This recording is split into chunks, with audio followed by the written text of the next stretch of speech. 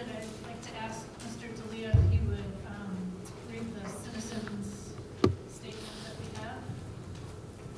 As citizens of our community, we will conduct ourselves in accordance with Newtown's core character attributes as displayed in our character tree. We will be responsible for our actions and show respect for each other. We will interact peacefully, productively, and politely. We will be trustworthy and honest and show compassion towards others. Newtown's continued success is contingent upon our ability to persevere, to follow through with our commitments, and to stay focused on the greater good. Thank you.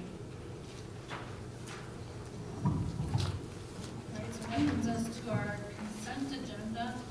I will entertain a motion that the Board of Education approve the consent agenda, which includes the donation to Sandy Hook School and correspondence report. Second. Mr. Cruzan makes the motion, Ms. Hermes second.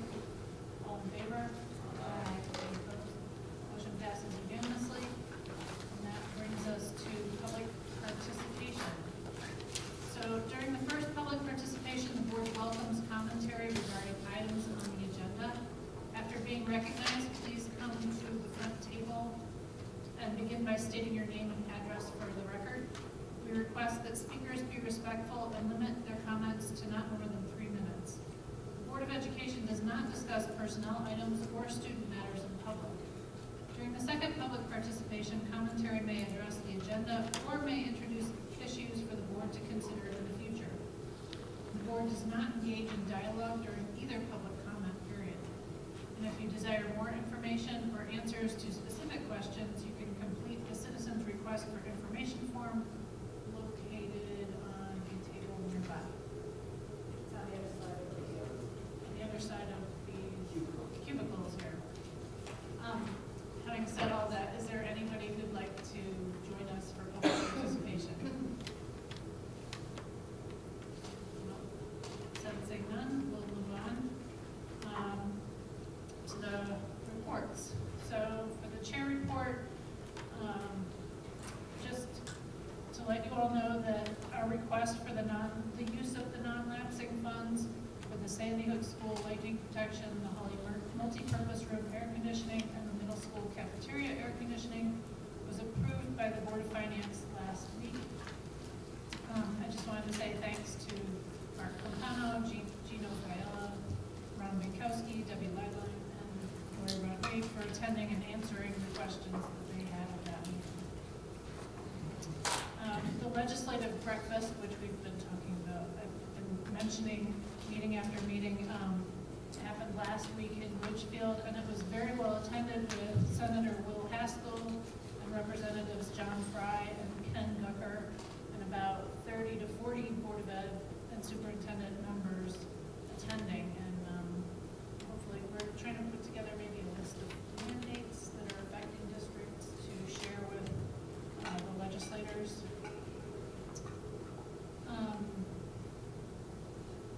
And then also in some of your materials, you'll find a packet with attachment B at the top. This is simply from the Board of Finance minutes from December 10th, 2018. It's a proposal that the Board of Selectmen have put together for changes in the CIP process, and the Board of Finance is currently considering those. So I just thought that we all should be aware of what's being proposed, and you can look through that and see if there's anything that you'd like to discuss at our Board of Ed meeting, because perhaps we would like to make suggestions on how this is changed or not changed. And that concludes my report. Dr. Rodriguez? Oh, are there any questions? Yes. Is there a side-by-side comparison between what's changing in the CIP? There is a side-by-side comparison if you go to the Board of Finance minutes for December 10th, 2018. It's attachment C. It is oddly numbered pages 1 and 3, so I've checked with their clerk to see if there's a missing page, but there is some of the comparison in the minutes currently. Okay, thank you. Mr. Flip?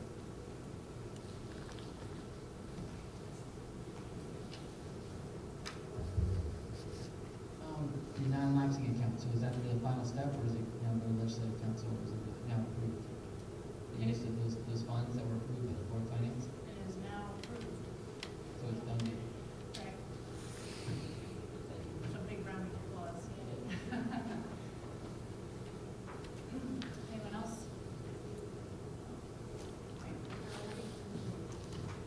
Dr. Koo. Well, good evening, everyone, and I hope you all fared well in the recent storm. Just a report. First of all, the extra time was wonderful this morning, and I got lots of positive feedback from staff and parents. We only had one bus, just so you know, that was stuck for a short duration this morning on Taunton. Our local police and highway, I have to say, were right there, and they were able to resolve that quickly, and students got to school just shortly after, so I thank them. All parents did receive immediate communication via email. We also will be starting to use texts, not just email and not just voice in the future, so we will be sending out information on that as well. I know we have multiple presentations this evening. Oh, I also wanted to mention that the old road that I mentioned in my communication to parents last night is still impassable, so it was still impassable to buses for the afternoon runs. We're hoping that this problem is resolved by the morning. I know we have multiple presentations this evening, again, for the budget, but I wanted to share some information with you that was requested. Some of it you do have at your seats, and I'll go over that with you, but one is a budget addendum that outlines all of the grants, not only the current grants, future grants, but also those that are pending. So I will pass that out, and you can add that to your budget books. And certainly, if you have any questions, I just have to say again, thanks to Kristen Larson, our grant writer, who continues to do an incredible job at finding the appropriate funds for Newtown Public Schools. I know I mentioned that in my original budget presentation. I mentioned, you know, some of the larger, more competitive grants, but this does outline everything that we receive now and hopefully will receive in the future as well. As I mentioned, I met with all of the school principals today, as a matter of fact, for a half-day planning session regarding an action plan which they're putting together to improve student performance. And I know we've talked a lot about our SBAC scores and our SAT scores. So we did get together at Reed today, and they will be utilizing more of the interim assessments to monitor student progress for planning for additional supports. There was a request when we looked at, I think, both the SBAC scores and the SAT data to look at it with relationship to all of the other schools in our DERB. So you will find that information at your seat, both for the SAT and also the SBAC, and I believe it goes back 3 years. And again, if you want to look at it, I don't know if you're going to see a strong correlation, and I think maybe Jean will talk about this in her presentation, with net per pupil expenditures, but you do have that information in the budget book as well. And that's all I have this evening.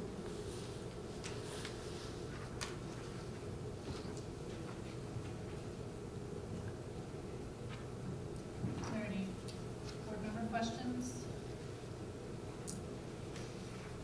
All right, so we'll move on to committee reports. Are there any committees meeting? I'll do the curriculum and instruction report. Curriculum and instruction met January 10th and really had a fantastic discussion with our middle school and Reed staff about the STEM programming at both of those schools, which is different, but really some really great stuff going on there. Middle school using Project Lead the Way and Reed using an in-house program that they're working on. So that was what we did in curriculum and instruction. Is there anything, I know policy sent us a new policy to consider, which we'll wait until end of February to consider the. So yeah, the policy committee met the day after our last regular Board of Ed meeting, and we're meeting tomorrow again. We continue to go through the 5,000 series, but of particular note is the board ethics policy that we will be passing forward to you at, I believe, the second February meeting.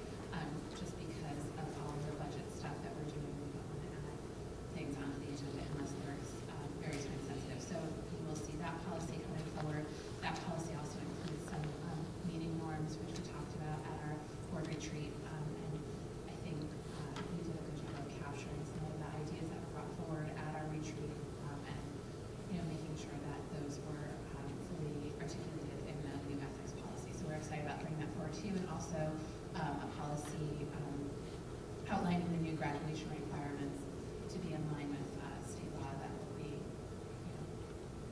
enacted soon. So we're sort of on the forefront of that, making sure that we're not behind the 8 ball when those laws come into effect next year. So that's what we have going forward.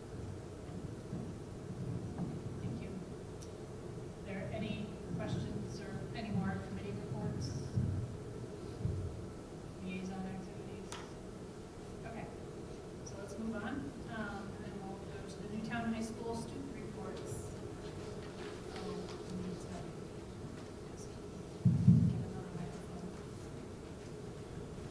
So even with the weather this past weekend, Newtown students kept busy. Our cheerleaders came in first place at the Connecticut Classic at Wilcott Tech on Sunday, and the wrestlers competed in the Eagle Classic League and had several individual victories. Boys basketball continues their unbeaten season tonight as they have a game at home against Brookfield, and the girls continue their winning ways at Brookfield as well. Winter track had their annual upperclassmen versus underclassmen capture the flag game that had Monday last week, and the girls and boys teams worked together to beat the other grades. The game ended in a tie, and the upperclassmen won in a rock, paper, scissors decision. After a successful game last week, unified basketball will continue on Thursday night against Joel Fargo, and will have a away tournament at Shelton the next day. Several students at Newtown received the Scholastic Art Award with pieces created from glass, painting, and drawing. Additionally, the PTA reflection winners were announced as Eliza Roth was awarded for a fiction writing piece, Carl Miller for his nonfiction writing, and Jacob Clemens for his expression of the topic through music competition. 9 Newtown students were selected for Western Regional Music Festival after auditioning, and these students will perform in concert with their peers from throughout Fairfield County at Darien High School on January 12th in band, orchestra, chorus, and jazz band groups. The spring musical has been decided, and the cast was set as our theater cast and crew will be putting on their rendition of Mary Poppins. Clubs continue to have events through the new year as Best Buddies set the date for their Valentine's Day dance on February 16th. And National Honor Society had a winter clothes drive to donate gloves, mittens, jackets, and more to those in need during the school winter months. Lastly, to introduce seniors into ways to receive scholarships for College and Career Center will be hosting the scholarship tutorial this Thursday. Great, thank you. Are there any questions or comments? Yes, Mr. Clark.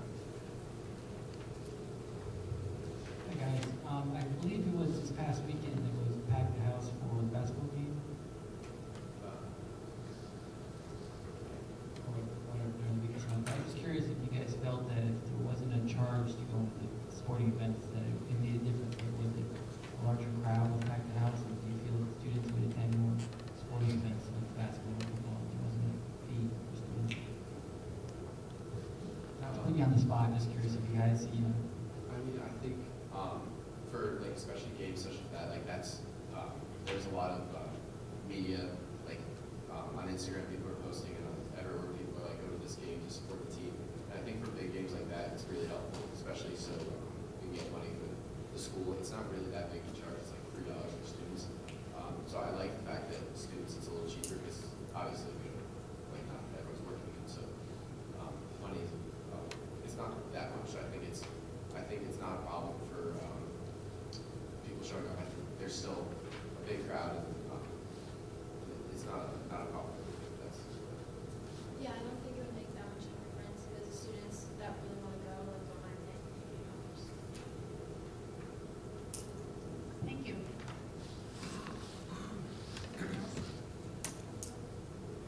Great, thank you so much.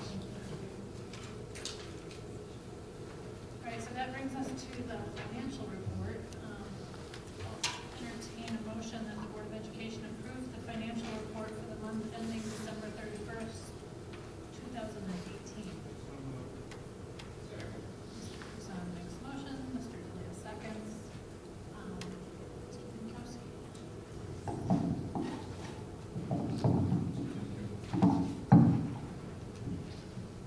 This financial report represents the half-year point on a calendar year basis. But for the school year, it's about the one-third of the school year that it represents. Our expenses are in line with what our expenses have been for the prior couple months. There's been no change in the excess costs calculation. We won't know anything further on that until closer to February. All the main object accounts are still in positive positions except for other purchase services.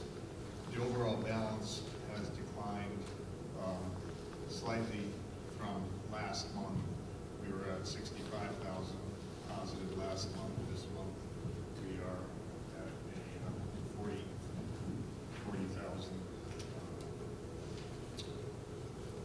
a $40,000 difference. The main difference, if you compare last month to this month, is reflected in the electricity account. Up until this month, we were running on market rates for electricity. Our previous contracts had expired at the end of November. We were doing market for December and January, and we were able to lock into a new rate that will take us forward for about 18 months, which is also what's reflected in next year's budget. So there has been a swing in the electricity account of about $30,000.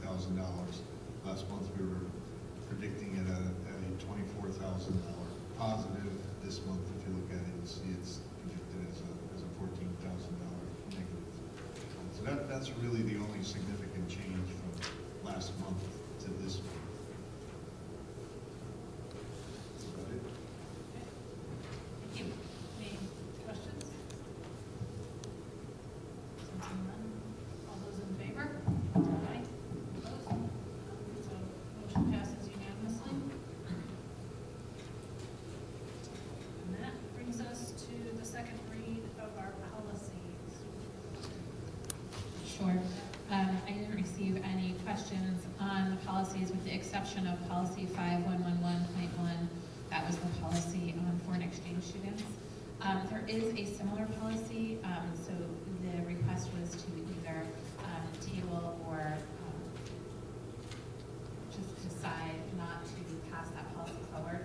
The policy committee had not met since we received that request, so I would like the policy committee to take a further look at that before we decided to just pass on the policy completely. So if that's okay, I'd like to table that policy and then perhaps, we can look at the others. Yeah, so that was my suggestion, and I'm happy to have that. Right, not having had a chance to Yeah. talk about it with the committee, I just would feel more comfortable with us looking at the two side by side at the committee level and then bringing back to the board our suggestion.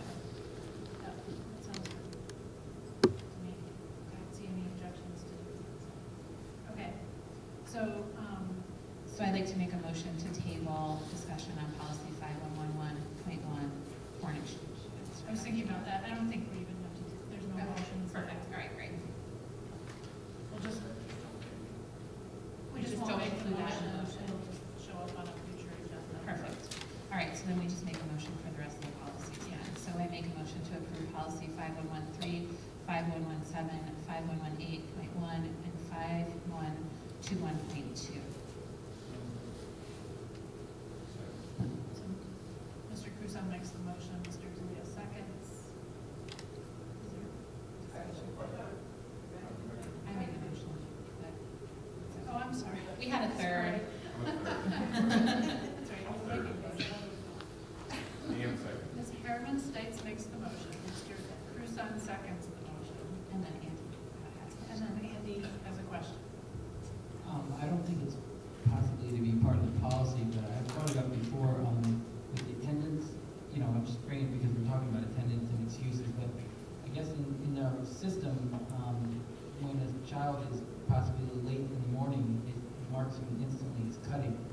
And I brought it up before to administration and stuff, just as a way to, I don't know if we're making a policy or what, but just the terminology in there, because, they're absent or possibly excused absence, and it's instantly labeled as cutting, which is, to me, just a pretty drastic term to be using when a child's maybe an orthodontist or something, possibly a very excusable absence. I just, I don't know, I want to bring it up because nothing has really been done and changed about that, so. I hadn't heard that, so I don't know.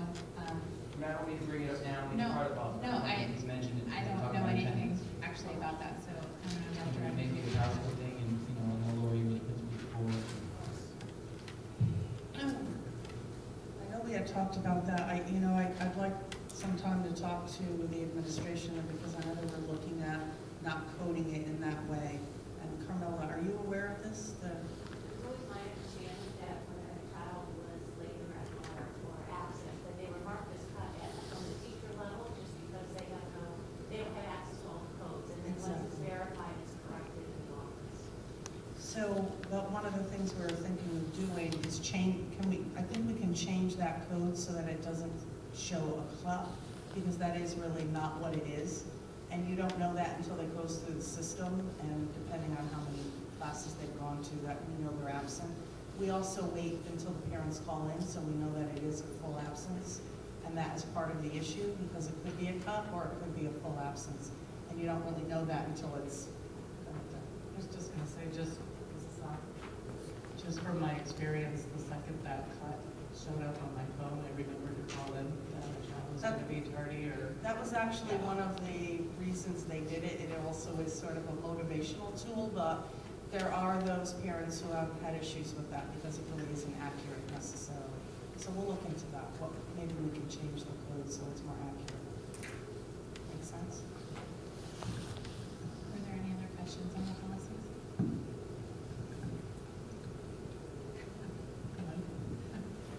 All right, so sensing no more questions or discussion, all those in favor? Aye. The motion passes unanimously. And that brings us to action on the minutes of January 8th. I will entertain a motion that the Board of Education approve the minutes of January 8th, 2019. Second. Mr. Cruzan makes the motion, Ms. Herman seconds. Any questions, discussion? All those in favor? Aye. Any opposed?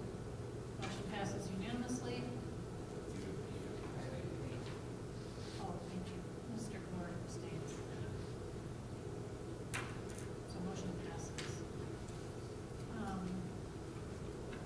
And that, I'm trying to zoom through all this so we have time for all of our budget discussions. So that brings us to our budget discussions.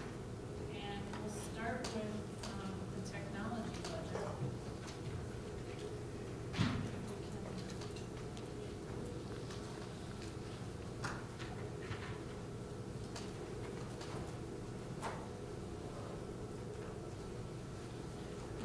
David's here to give us a rundown on the technology budget and answer any questions.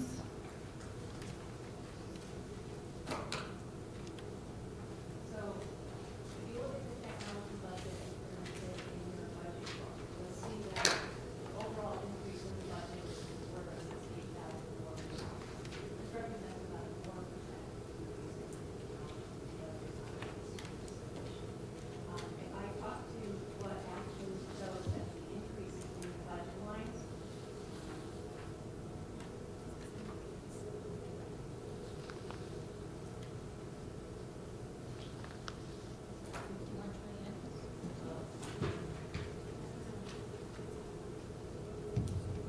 Here goes. Go ahead.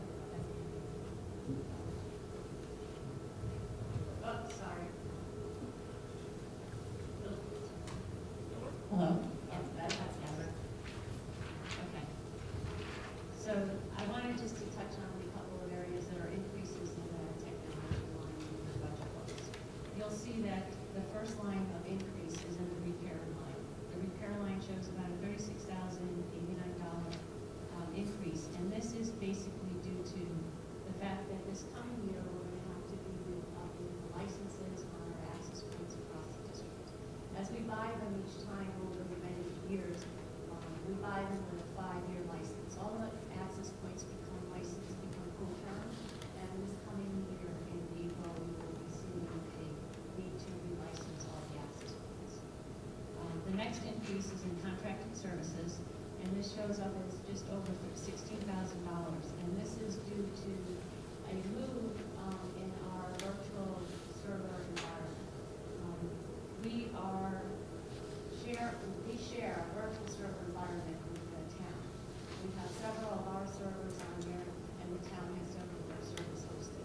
It became time to look at a replacement for the hardware for that environment, and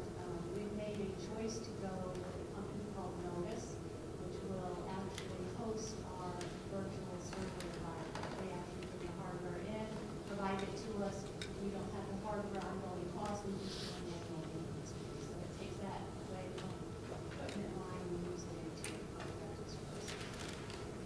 And then the last increase you'll see is in software, and that's an increase that's due to the renewal coming up for our in-fire software.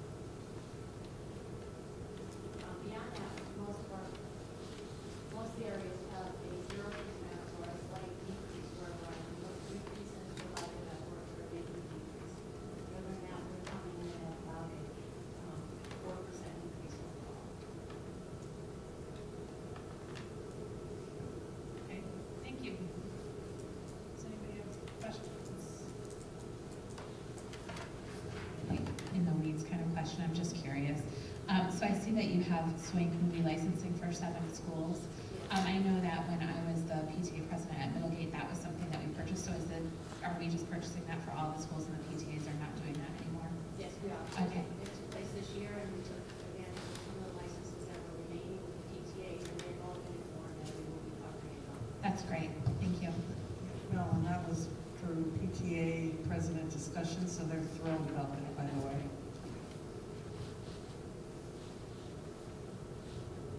Anyone else? Mr. Gibson, you're forced. No, I was trying to give other people a chance to see if they took my questions. Okay, an easy, stupid one to start with. What is newtownps.org? It's the domain name? NewtownPS.org is the domain name that we use for student emails. Okay. I was wondering about the SSL certificate on it, but if it's used for email, I understand that. Okay, the not so easy question. I see that according to this, according to the obsolescence chart, it looks like to cover all of the obsolescence, we need you need 688,000 roughly. But there's only a budget for 470. It's only a budget for 470,000. Is that? I mean, should we be concerned about a snowball effect if we're not able to meet all of the obsolescence needs this year? Is that going to just? Is it going to be a case where that number is just going to be higher and higher each year if we don't take care of that when it's needed? I think that currently our inventory is going in a kind of evolution right now. So originally when we started budgeting for technology, we were always looking for desktops and servers and laptops. And now moving forward, some of our inventory has become more predominantly Chromebooks, and iPads are still used quite a bit. But with the Chromebooks coming in, a lot of that cost has gone down, the number of companies has gone up. I think that we're still very much on top of our inventory, even though it looks like this, sometimes an item that is in a lower use capacity can be just replaced with another item coming out of use, and we can extend the life of that older item for a couple more years or very long. So up until now, I think that the dollar amount that the board has come upon is a fair amount for the equipment line that's been more than sufficient to help keep everything going. Okay, but it's not, we're not looking at a potential snowball effect where we don't take care of it. So if we're 200,000 less than we should be this year, that 200,000 will be needed next year to make up the difference. No, not immediacy. So like when you're looking at this, we won't replace exactly the quantities that are here and replaced by monthly units more so. So when we look at that, we can kind of like look around things and keep everything going. So this number has been more than fair. Thank you. Anyone else? So I see the chart on page 185 with the admin's request for technology, and then you say that we're budgeting 80,000 and we requested obviously 252,000. But am I missing? I mean, have you not decided how you're going to allocate those yet? Did I? No, Maybe we'll go through and make sure that obsolescence is all taken care of. But keeping them on terms of 80,000 and the minimum to spend on new equipment. Sometimes as we go through this year, this is done a year ahead of time. So the year evolves, and sometimes the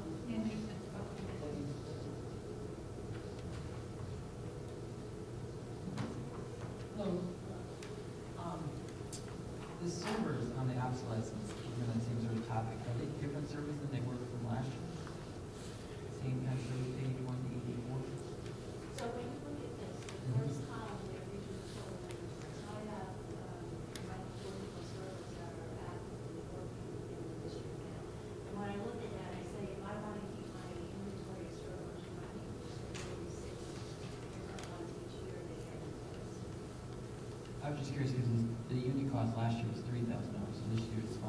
So I guess the servers have really gone up in cost too. The numbers they go in here are actually based on my most recent purchase. Oh. So, and I actually expect that the numbers that we're purchasing are going to go up because the cost may vary from what I hear, but I try to use the most recent quote. Do you happen to know, I know last year in our budget book, we were adding carts to the middle school. Do you know how those, sort of the test, do you know how those worked out? I think there's a couple of parts in the middle school that have been very successful deployed in the middle school. We right now, as we've been talking about the third and fourth grade in each one of the elementary schools, and now on a one-to-one basis with one of the parts, is they go into the fifth and sixth grade. There are at least one part for every cluster here, so 1 to 2. But they have added a few extras that float around, and I think this year we're going to get this going into 1.21, and I think the middle school should stay together.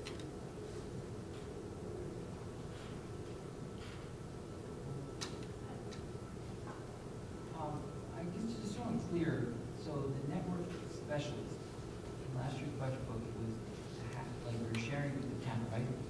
And then at the end of the budget, did it switch to the Board of Ed taking on that full role? And then so that we're continuing on with, I know it basically all still comes from the taxpayer, but it's all being funded within the Board of Ed's budget? That's all? Okay.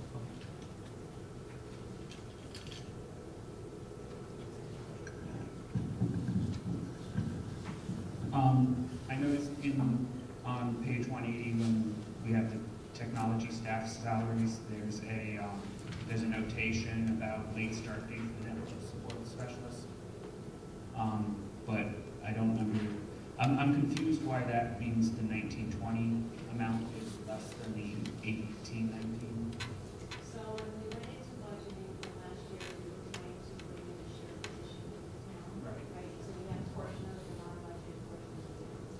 And the town had chosen to cut that out of their budget. So we put funds back into my budget to make that position whole so that I can continue with the full-time position.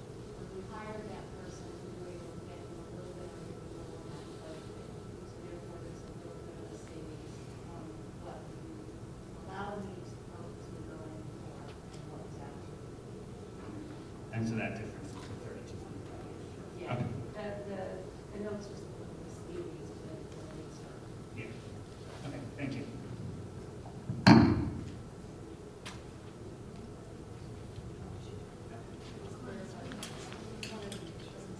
Just wanted to make sure that we clarify that it was never part of the town, that's all.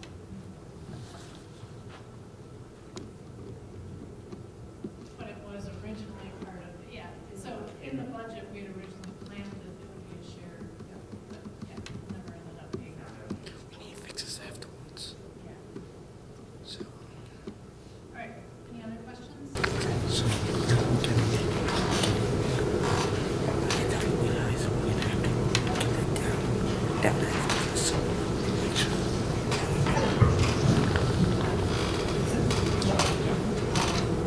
So I just wanted to draw your attention to the few changes that we have in our budget as well.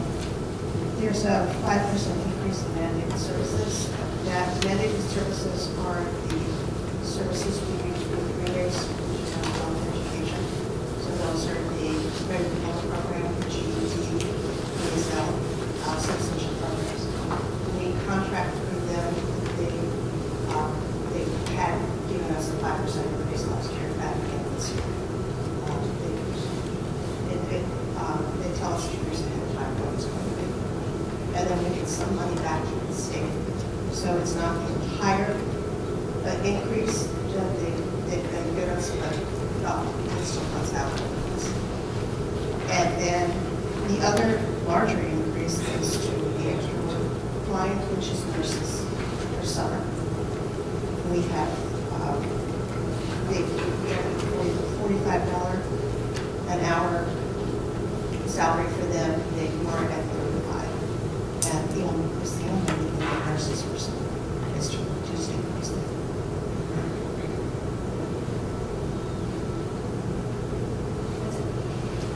Okay, thank you. Are there any questions?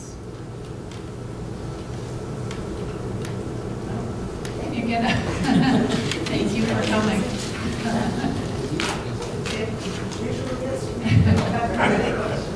Thank you. All right, so that brings us to our plant operations budget. I think, Mr. Binkowski, are you over there ready to?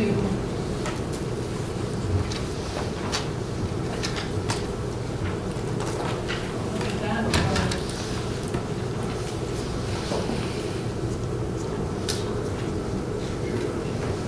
Oh. Yeah, we can't, you can't really see it from here anyway, so.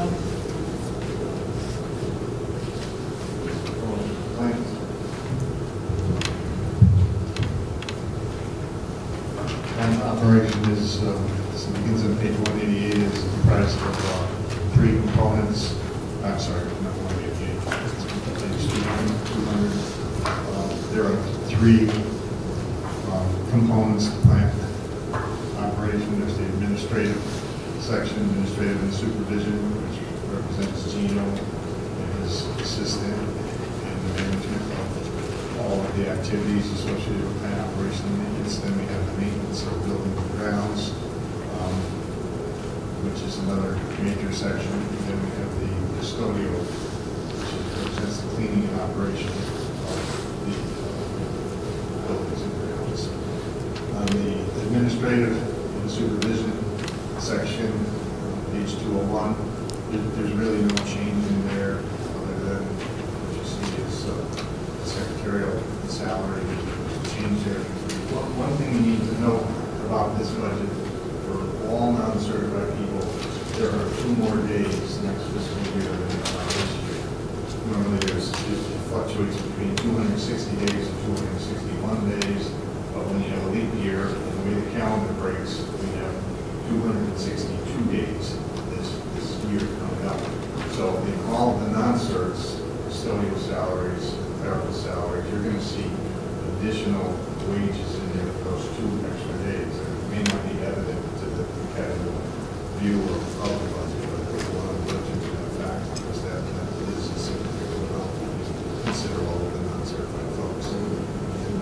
When we get into the maintenance of buildings and grounds, these are all the physical assets that are required to provide the safe and secure environment for the youngsters, for the educational program to occur.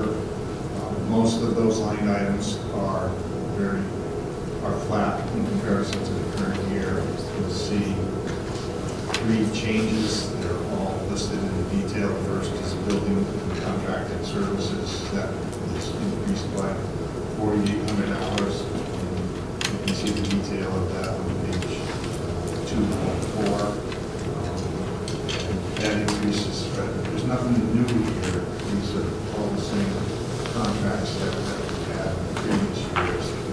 It's just that certain areas of these contracts, these contracts are expected to cost more for next year than this year. The next area is the building and site improvements. It says see detail, and the detail is on page 206, 207, 208, and 209. The subcommittee of the board looks at building and site improvement projects on an annual basis, periodically as well. And we developed this 5-year plan that you see on page 208, where we try to identify all of the more costly required maintenance items to keep the facilities in tip-top shape. They include such items as replacing carpeting, and painting, and tile, and roof amendments and things. Everything is listed here, and there's a matter of prioritizing it. Most of the projects that are in for next year were in last year's budget, so they were simply moved forward to this current year. 3 of the projects were pulled out, submitted to the Board of Finance in the non-lapsing request that we were successful in getting. And also the one that the superintendent had taken out in order to bring the budget to a more reasonable overall percentage was the paving at the middle school on page 209. About the middle of the middle school there, it says move junior two. That was a $125,000 project. We felt that it could be delayed for another year, so that got pushed out to next year. So the total for this year is $413,700. Next year is $528,000, and it drops down from there. Depending on the condition of the projects as stipulated for year two, when we're in year two, we'll see if some of those need to be moved or have to be moved. Sometimes some of these projects get moved up to the current year because they're more important and deteriorating more rapidly than what we had anticipated. Final item in maintenance is the equipment line, and that's for a vehicle. Gino has a fleet of vehicles that all the maintenance mechanics use. Each one has a vehicle particular to their needs, a payback person, electrician, maintenance person, team guy. So each truck that they have is equipped with the necessary supplies and equipment for their functions. They also have snow plows on them. They are used. Like we had this weekend to plow parking lots in areas where the town crews cannot get in. You'll see a vehicle listing on page 202, which shows all the vehicles. Originally, when we talked about this back in September, we talked about putting 2 trucks in the budget. 2 of them are really overdue. But the says, well, we'll make do with replacing one next year. See how it holds up. And the cleaning of the building, that's represented on page 205. There's more variances here because there's a number of items that do fluctuate. Again, the first line, the custodial salaries, the custodial contract is up for negotiations next year. So if we didn't have these 2 extra days, you wouldn't see any number there at all. But that 18,000 is related to the 2 extra calendar days that we have this year. Moving down the line, refuge is expected to increase. That's the $6,405 increase. Sewer operation, that's really to the town. Water, water rates keep increasing, and that's just based on the historical expenses that we've had for the water. You can see that it went from 84,000 to 85,000. 91,000, but we're going to probably end up spending about $98,000 this year. So the 101 represents our best estimate for what the project is going to be going into next year. Equipment repair and the rentals are flat. Property insurance is about a 3.5% to 4% increase. We are taking a look at our property insurance and also our workers' compensation insurance in conjunction with the town to make sure that the allocation is distributed properly. And so maybe a change in this before the budget is finalized. But right now, they're not anticipating an increase in property insurance, but just based on the way it's allocated between town and board, that our assets versus their assets, there will be some change there, but I'm hoping it's not going to be too much. Telephone communications, that's our Frontier, our Spectrum, Charter Communications. All of those utilities have about a 3% increase program into them to represent that.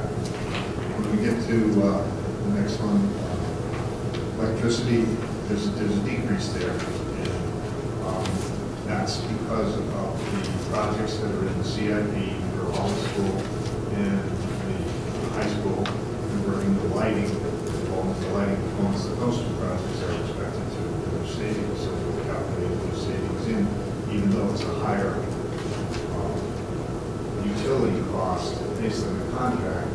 There's savings built in, so it's estimated to be about $114,000, which is unexpected. Fuel oil.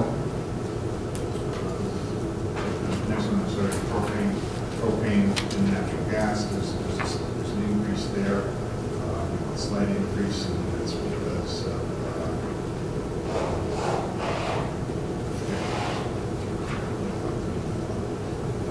next one, fuel oil. You see a decrease there. That's because the high school, college school will be fully energized by natural gas. That's what the Board of Health position is for.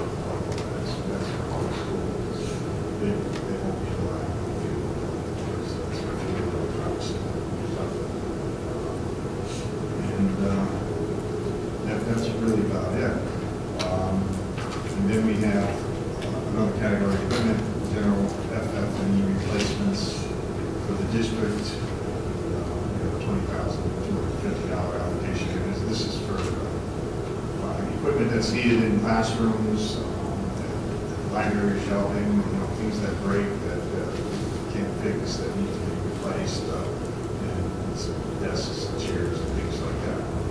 This is kind of a general allocation. It seems every year there is a need for some funds in a particular area. We'd like to maintain the line that's in $20,000. We have a lot of supporting information here about the energy projects. Also include the CIP that was approved by the board back in September. So highlights the overview of capital provision and maintenance. Thank you. Any questions?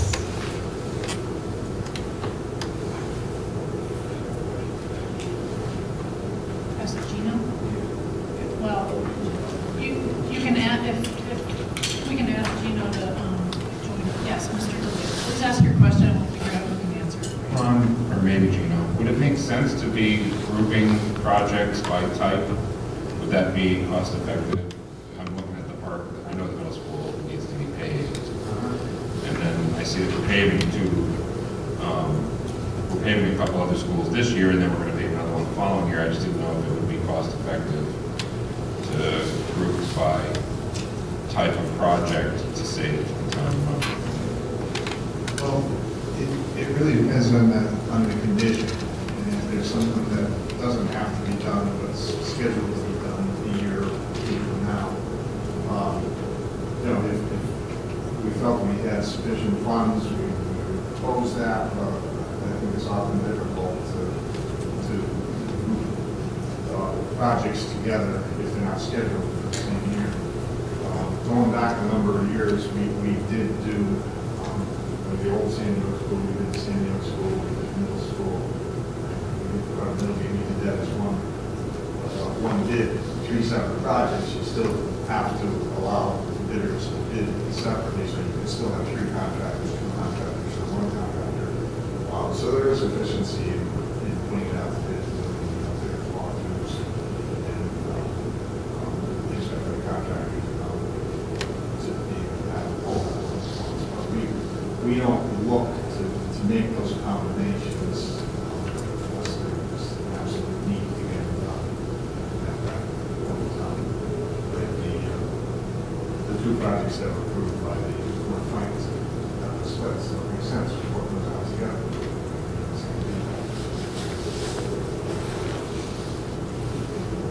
Any other questions? Mr. Clark? This might be more of a clarification, but with the addition of a vehicle, it's replacing a vehicle, it's not adding a vehicle, right? That's right. Because under the notation, it says one additional forward driver truck. I mean, I don't know, being technical here, but maybe confusing the people when we say, replacing or something different, not an additional. You see at the bottom of 201, where it says one additional.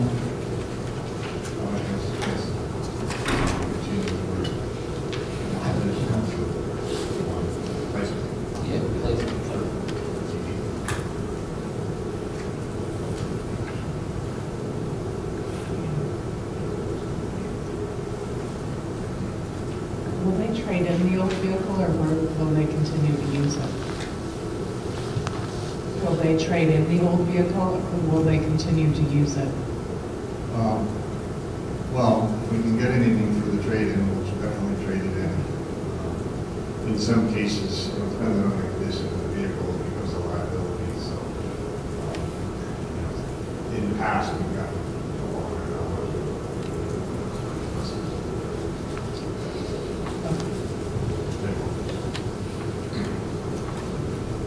It looks like, and I'm not, on page 202, the spare vehicle is the oldest vehicle in the fleet. I wonder, I mean, is that something that you consider replacing with the, you used, let's see, it would be the Ford, the number one vehicle that needs replacing. Would that possibly become a spare vehicle? It's here or there. You know, it could. It's at 93,000 miles out. The other ones are 133. I think the other ones just can sit down in the town car. I think we can do that. Keep it. Okay, any other questions? So,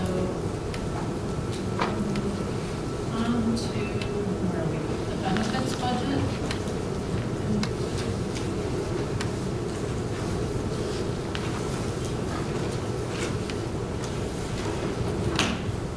Or, I don't know, is that, what would be easiest for you? I know you're running through several sections here, and, Benefits.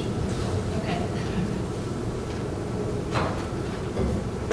Employee benefits, in 197. Actually, benefits have become very straightforward over the last several years. Changes that we made several years ago that make it easier to predict and administer. As you know, we're in a cooperative benefits, medical benefits arrangement with the town, and we're in a self-insured plan, so the benefit of that has been evident in the last 3 years. If you look at page 198, you'll see that our medical expenditure in 16-17 was 8.7 million, 8.785. This is the same in the next year in 17-18, so it's essentially flat. It went down in 18-19, $600,000. That was a decrease, and it's going to go down again next year.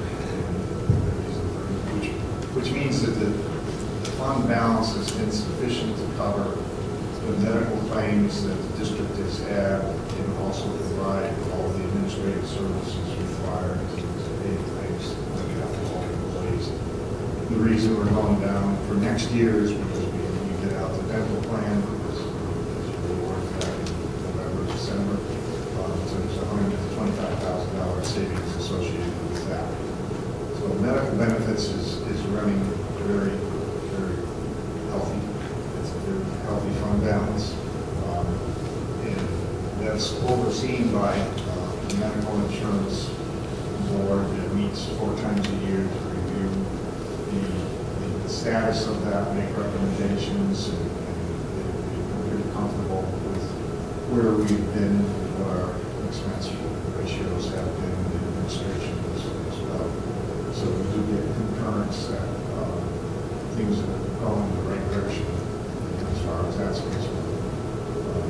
Moving down the line there, the life insurance, it's been flat again. We'll probably into next year. There's not going to be much change in that. FICA and Medicare, that's based solely on the wages that people are making. So 5% for FICA and Medicare. Teachers that pay Medicare pay 1.45% of those salaries. The pensions, that's an increase because the pension board in the town had a plan to change the discount rate from 7.5% down to 7%. Basically, their estimate on what they were earning on the plan was too high, and when they made that recommendation, it was going to have a tremendously large impact on the pension plan, so they decided to phase it in over 3 years. So last year was the first year of the phase-in. This is the second year of the phase-in. Next year will be the last year of the phase-in. So price increases should taper off once they meet that 7% discount rate threshold. The other thing that drives this is the new employees that are hired as well. These new employees aren't on the old pension plan, they're on the 401k plan. We contribute a higher percentage to those pension plan. The way of the future is to have everybody in the 401ks. It's more cost effective.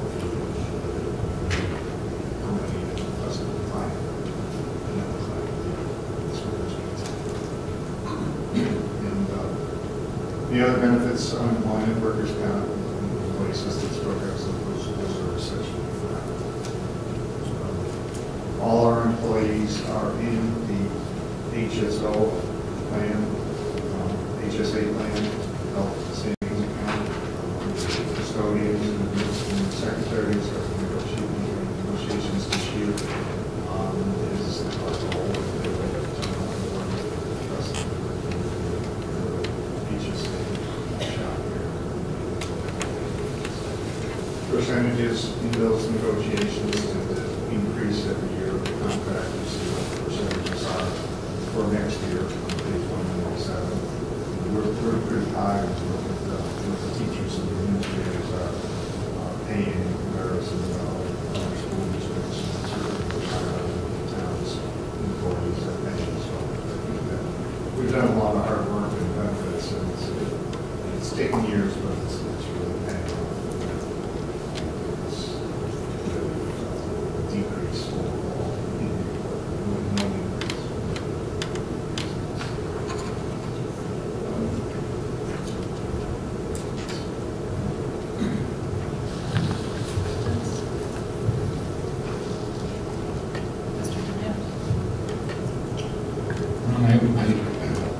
From what I understood, workers' comp was, or I thought it was a direct relation to how much you paid out in wages, but workers' comp seems very flat. And I was just wondering if you could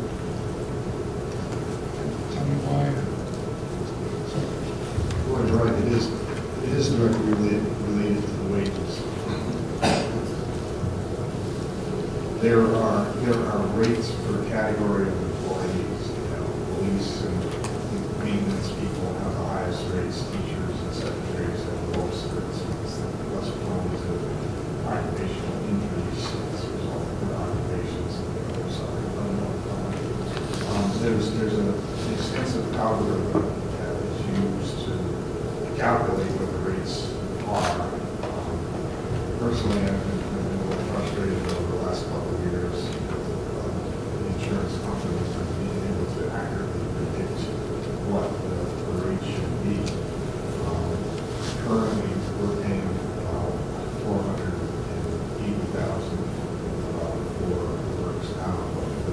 Plug that into the calculation, which is $440,000.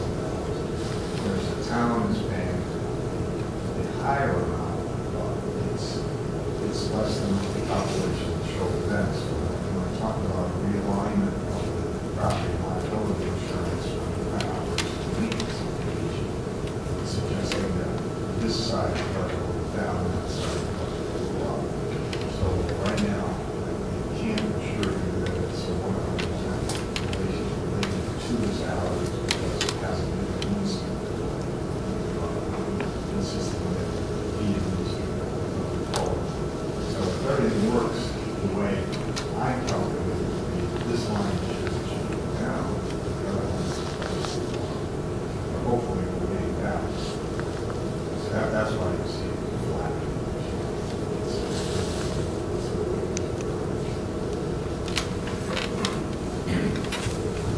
Anyone else?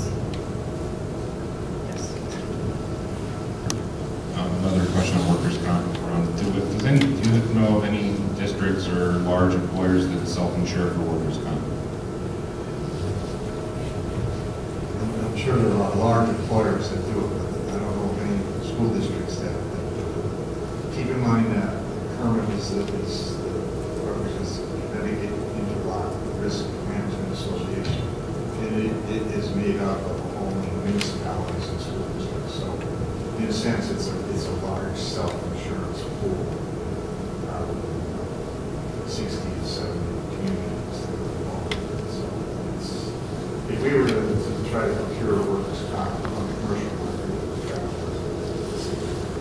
Hartford, it would be much more expensive because we do get discounted rates, and then depending on how the whole pool does each year, we can get rebates.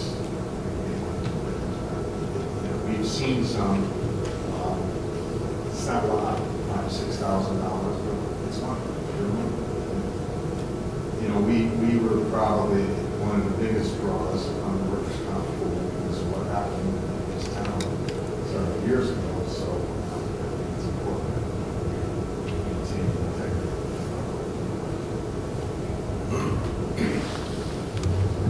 Anyone else? All right, we'll move on to,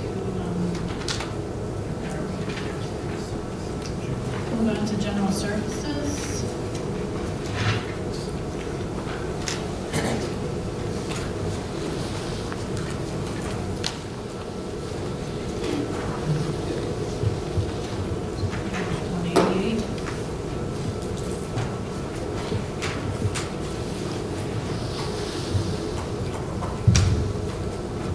General services summarizes the superintendent's office and assistant superintendent and HR, office operations, budget, and business services, and also provides for substitutes for event services, those are salary adjustments. All of those are represented in the total on page 188. You see the breakdown right above that for the individual disciplines. Moving to page 189, there's really one significant increase here, and that's in professional services, and that's the teacher negotiations. In the detail, right at the bottom of page 189, you see that there's an estimate of about $50,000 added to legal services for teacher negotiations. That's approximately what it cost in the past, $5,000 plus. So that will be done next year.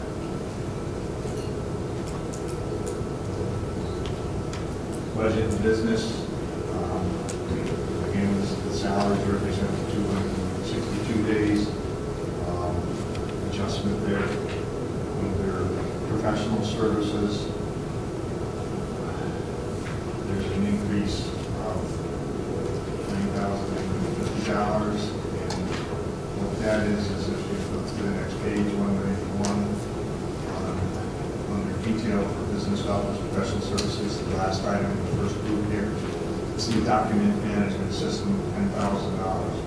That's a proposal to have a paperless management system in the institute, starting in the central office to take the place of hard copy files, where for disciplines like HR and accounts payable, for example, instead of just storing pieces of paper for everything, we scan that a system that would manage that and make that readily available so that we don't have to spend building in file cabinets to use the file and stuff.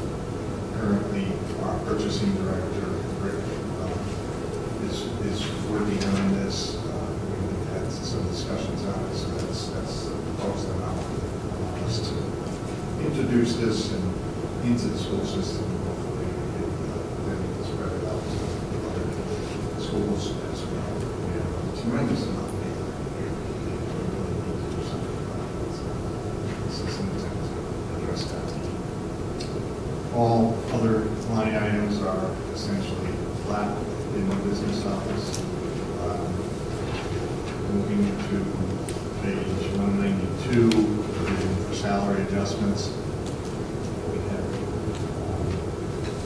salary adjustments for the certified salaries is a negative figure because we're anticipating and hoping that that people will retire, resign, leave, and we'll have the opportunity to replace those people with less expensive people or newer people. We currently have a total of $250,000 in the budget for turnover for next year. The other two amounts, which are detailed in 193, are $40,000 allowance for teachers who get advanced degrees over the summer, whenever they present their paperwork, they're eligible to receive additional compensation instead of degrees. An allowance adjustment for individual contracted is the same as what the bid is. In the provision for non-certified salary, this is a large number because it includes all of the individually contracted people, all the custodians, all the secretaries, all the PTs, all the PTs, all those groups of special ed folks that have individual contracts that get negotiated each year based on recommendation by the superintendent. So we don't put those dollars in the line item, but in this particular line contract is agreed to transfer it to those programs.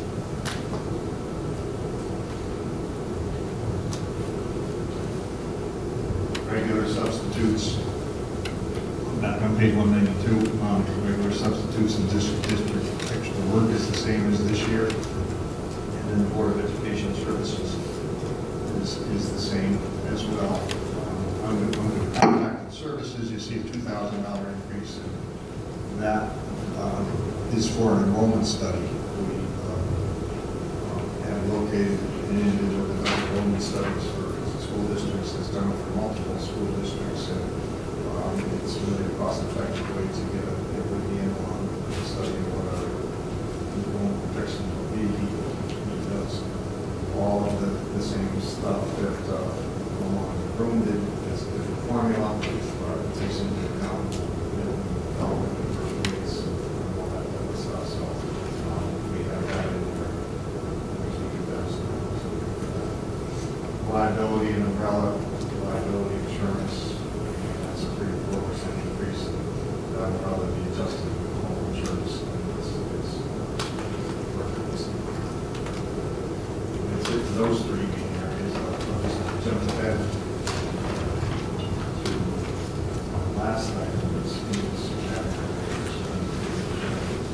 195. We do allow for an annual allowance of $30,000 for the cafeteria equipment repairs. There's a lot of maintenance for all of the equipment there, things we break, freezer break, steamers break. We either repair or replace them as allocation. It seems to have been sufficient over the years. This year, we're already approaching the $30,000 for the current year, so what we weren't able to do was we knew there was some equipment that was failing in 17, 18, and we didn't get prices, so we weren't able to charge them to the 17, 18 year. We got charged to the 18, 19 year in July, August, and September. So the expenses this year approached that 30,000. So I think that's the right number. We need to provide that supports our equipment, for instance, uses our equipment. It's our responsibility for public security. Any questions on general services?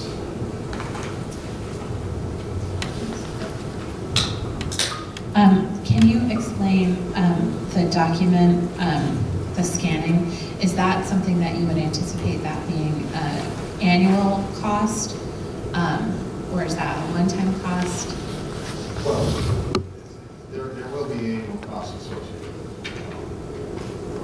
Because there's supposed to be licensing fees. I think the licensing fee on one of the ones that I was interested in looking at was about $1,600 licensing fee. The rest was installation, training. I don't want to be focused on one single product. I want to make sure the product that's able to integrate into all the schools for all of this.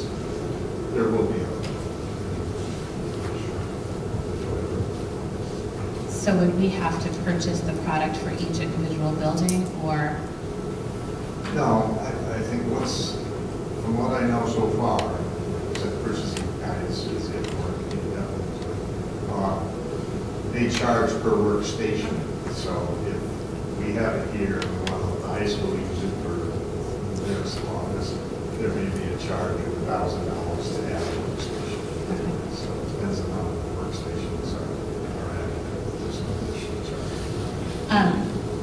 I was trying to, I couldn't really extrapolate from the budget how much we really would be saving annually in paper and toner costs, but that might be good to know, at least in the business office, you know, if this works the way you want it to work, what would be our annual savings in moving to this? I mean, obviously, I know it's better for the environment, which is always great, and hopefully easier to find things because they'll be archived in a way that's searchable, but I'm just wondering if there's a really, a cost savings that we could attribute to it as well. Well, I'm sure there'll be cost savings. How we calculate it is another question. Right. But large companies like Canon that does this service will be able to come in and give you an estimate. You know, some of those really high systems. So we'll keep that in mind. This is really I know that, you know, the policy committee is a huge paper eating culprit too. So, you know, we're looking at ways to reduce our paperwork. We've started printing on both sides, which is new for us. So we're making strides, we're trying to, but I appreciate the effort. Thank you. Any other, Mr. DeLeo? Hey, Ron, on page 192, I was trying to read this, and if you could just help me understand this. It says, the second line, it says the projected turnover savings is $272,000. Just can't, is that, how do I find that, or, you see what I mean?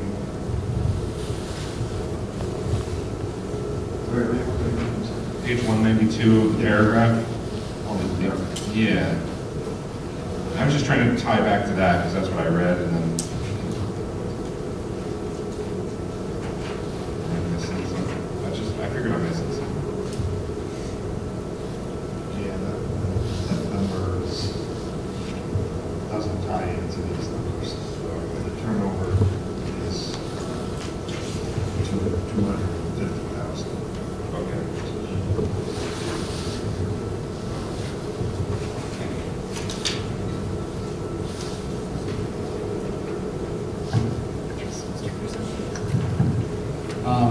Related to that, the numbers in the 111 line don't seem to add up because we have a proposed 195, and then dollar changes to 134,000. Looks like it's adding the amount spent to the amount, not the negative amount. So the positive amount is being added to the negative amount to get a negative amount, it looks like. Right, what I'm saying is 2018-19 current is 39,000. 2019-2020 proposed is negative 195,000. The dollar change is negative 234,000. Whereas if the difference should actually be negative, what's it, 150,000 and change.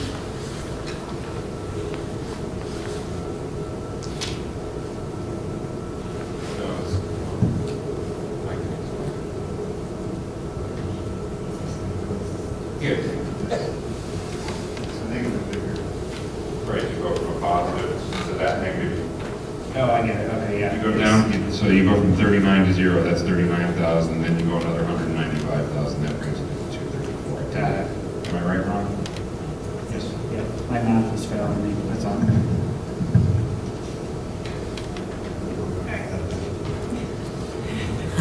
Anyone else? Mr. Gore?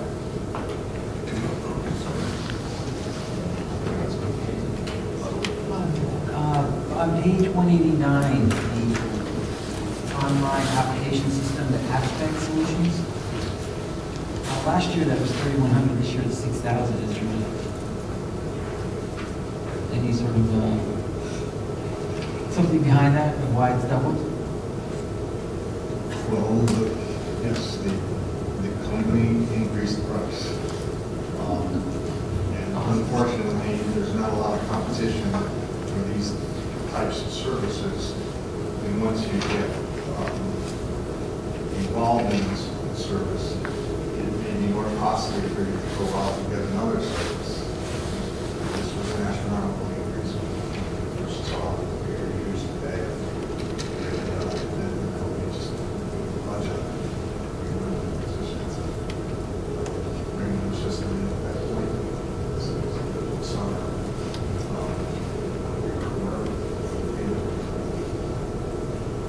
So it was brought in this past summer? It was brought in this past summer? No, we've had this system for a number of years. Right. They increased the price dramatically this past year. I got you. So we paid an increase this past summer, so really it's not the 3,100 that was reflected in the book. Probably a higher number. That's right. And so the changes expenditure this year is going to mirror the closer to what it's going to be next year. Talk about, and we should bring forward data as to how we're using it and how often at the high school.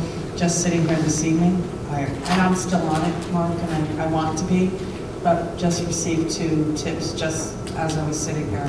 I will tell you that all of the administrators love it, and so do the parents and the students, and we probably should bring forward that information so that people know. I mean, it's a cost, but it's a really good investment.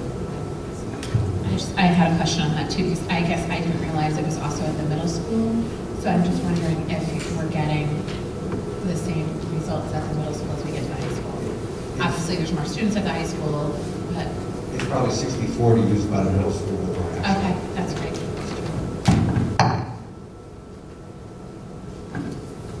Anybody else? Okay, thank you, Mark, I appreciate it. We appreciate it.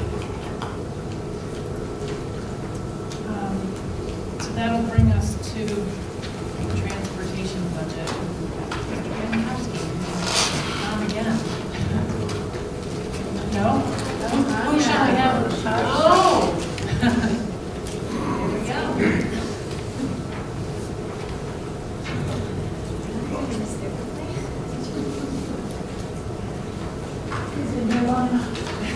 That's great. If you could just pick up, I think the microphone with the cord is the one that's actually working. Check. Good evening. Transportation, page 214. As you know, next year will mark the 3rd year of a 5-year contract with All-Star. And this will also be the 3rd year that we'll be utilizing the 2-tier busing configuration, which I believe has really proven to be a very efficient, cost-effective way to transport our students. Next year, our contractual increase will be at 3%, and that will remain at 3% for the 2 years. So we could just go through a couple of line items. If you take a look at the vocational transportation, you'll notice there's a 32% increase in that line. And that is primarily due to a new VOAG program that's opening up in Region 12. And we have a cost for that transportation. It's $160 per day. So we've put that cost into that line item. And we are expecting or anticipating maybe about 3 students. So next line item, local special ed transportation, not much of an increase there, about 2.5%. Magnet school transportation, you'll notice a large increase in that line item, and that is primarily due to our SDE grant. And that's a grant that reimburses for children that are transported from magnet schools. It's $1,300 per student, and we base that on what we're currently transporting, which was less than actually this year. So next year we're anticipating about 8 less students. So you'll notice a increase just for that grant reimbursement. The out-of-district transportation is relatively flat. It's actually down a little bit. We can attribute that to the extension of our contract with Ed Advance, and I want to thank the board for accepting that addendum because they're very easy to work with. Really great company. So you will not see an increase there, and I guess the following year, our first year. That up to bid. Our fuel for vehicles is going up a little over 2%. And next year, all of our buses will be on propane. So we're pretty excited about that. This year we have 12 diesel vehicles left remaining, 34 are propane, and we have 9 that are gasoline powered. So next year our entire fleet will be propane.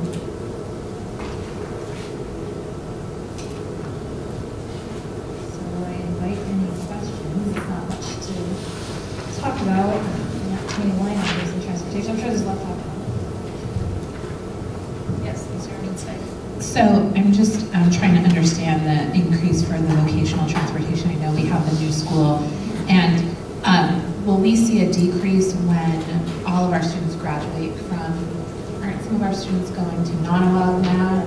Okay, so we have students going to 2 different vocational schools at the moment, and then when those students, what grade, maybe Dr. Reddy, or maybe you know, Tanya, how many more years will we have students going to 2 different vocational Well, schools? my understanding is that the Region 12 is freshmen. Is that correct? And Nonawag is what grade? So there's freshmen at Nonawag now? Sophomore. They'll be sophomores. Okay, so we have potentially, right, so we have 3 more years in our budget transporting to 2 different schools. Okay. Any other questions? Mr. Ford?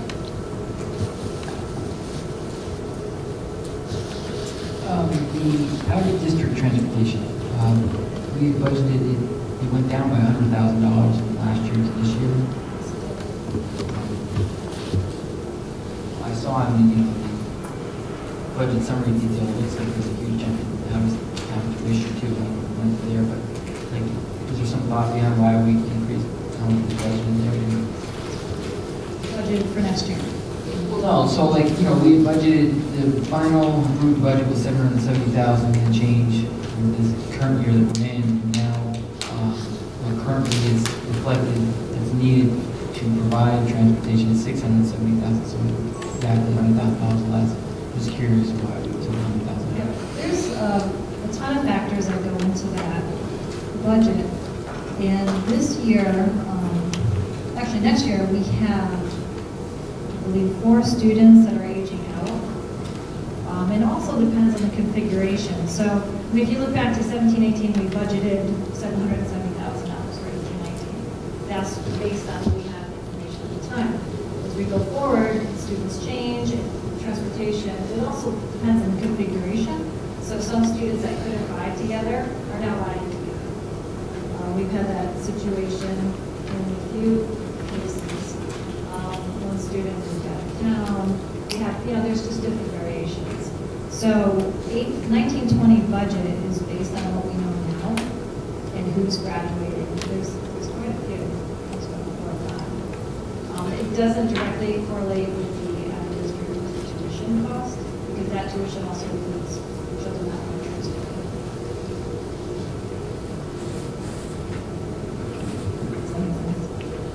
Sure.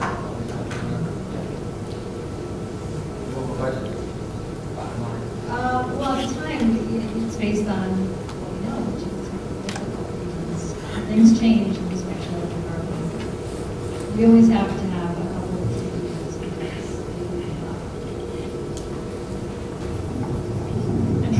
I just don't want it to be characterized as an over budget, because last year at this time, we would have built a budget based on whatever conditions were present then.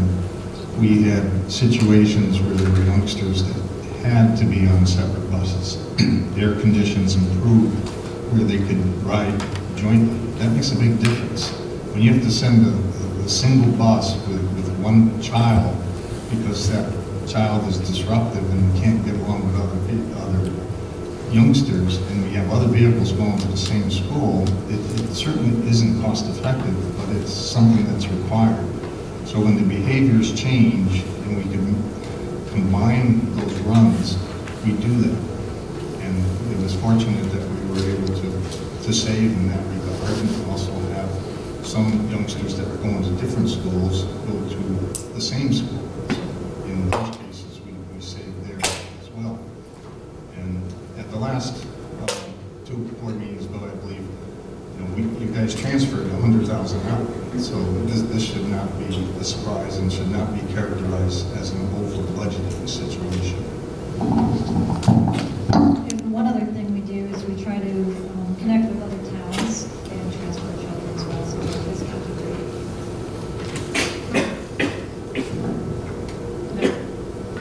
Any other questions?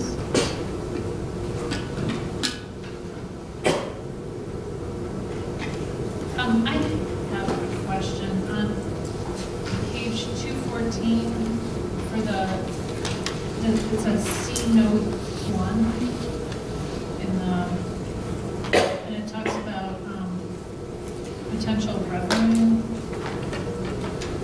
So that's part of our the job coach position. So what we had done in the past was all-star we transferred those children to jobs. So we've done away with that. In the past, we bought the van, 16.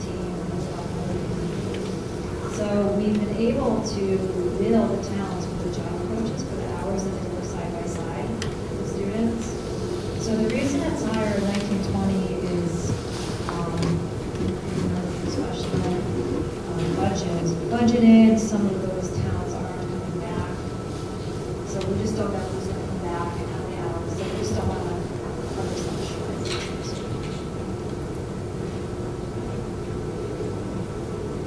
Okay.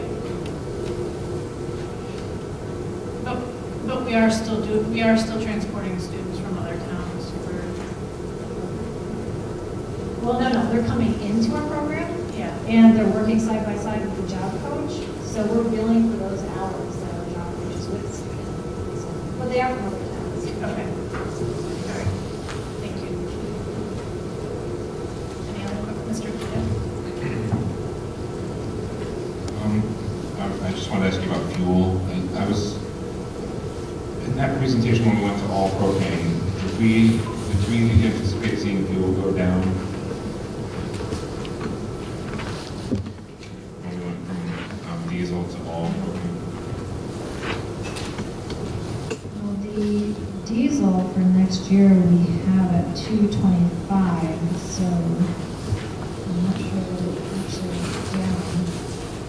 I just thought the overall fuel expense, I thought I could be remembering wrong, that the overall fuel expense was going to go down because we switched from diesel to propane.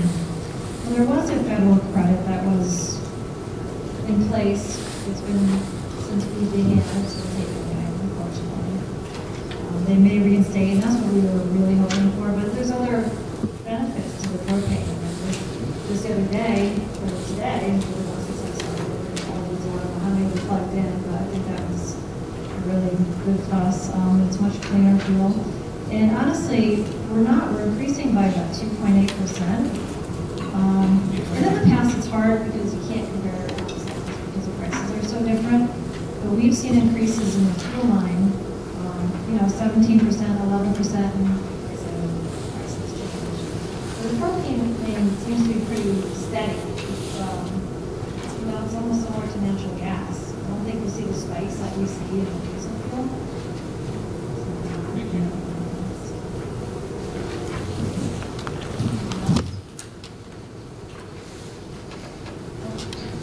Okay. Thank you. We will move on to curriculum budget. Joshua, you could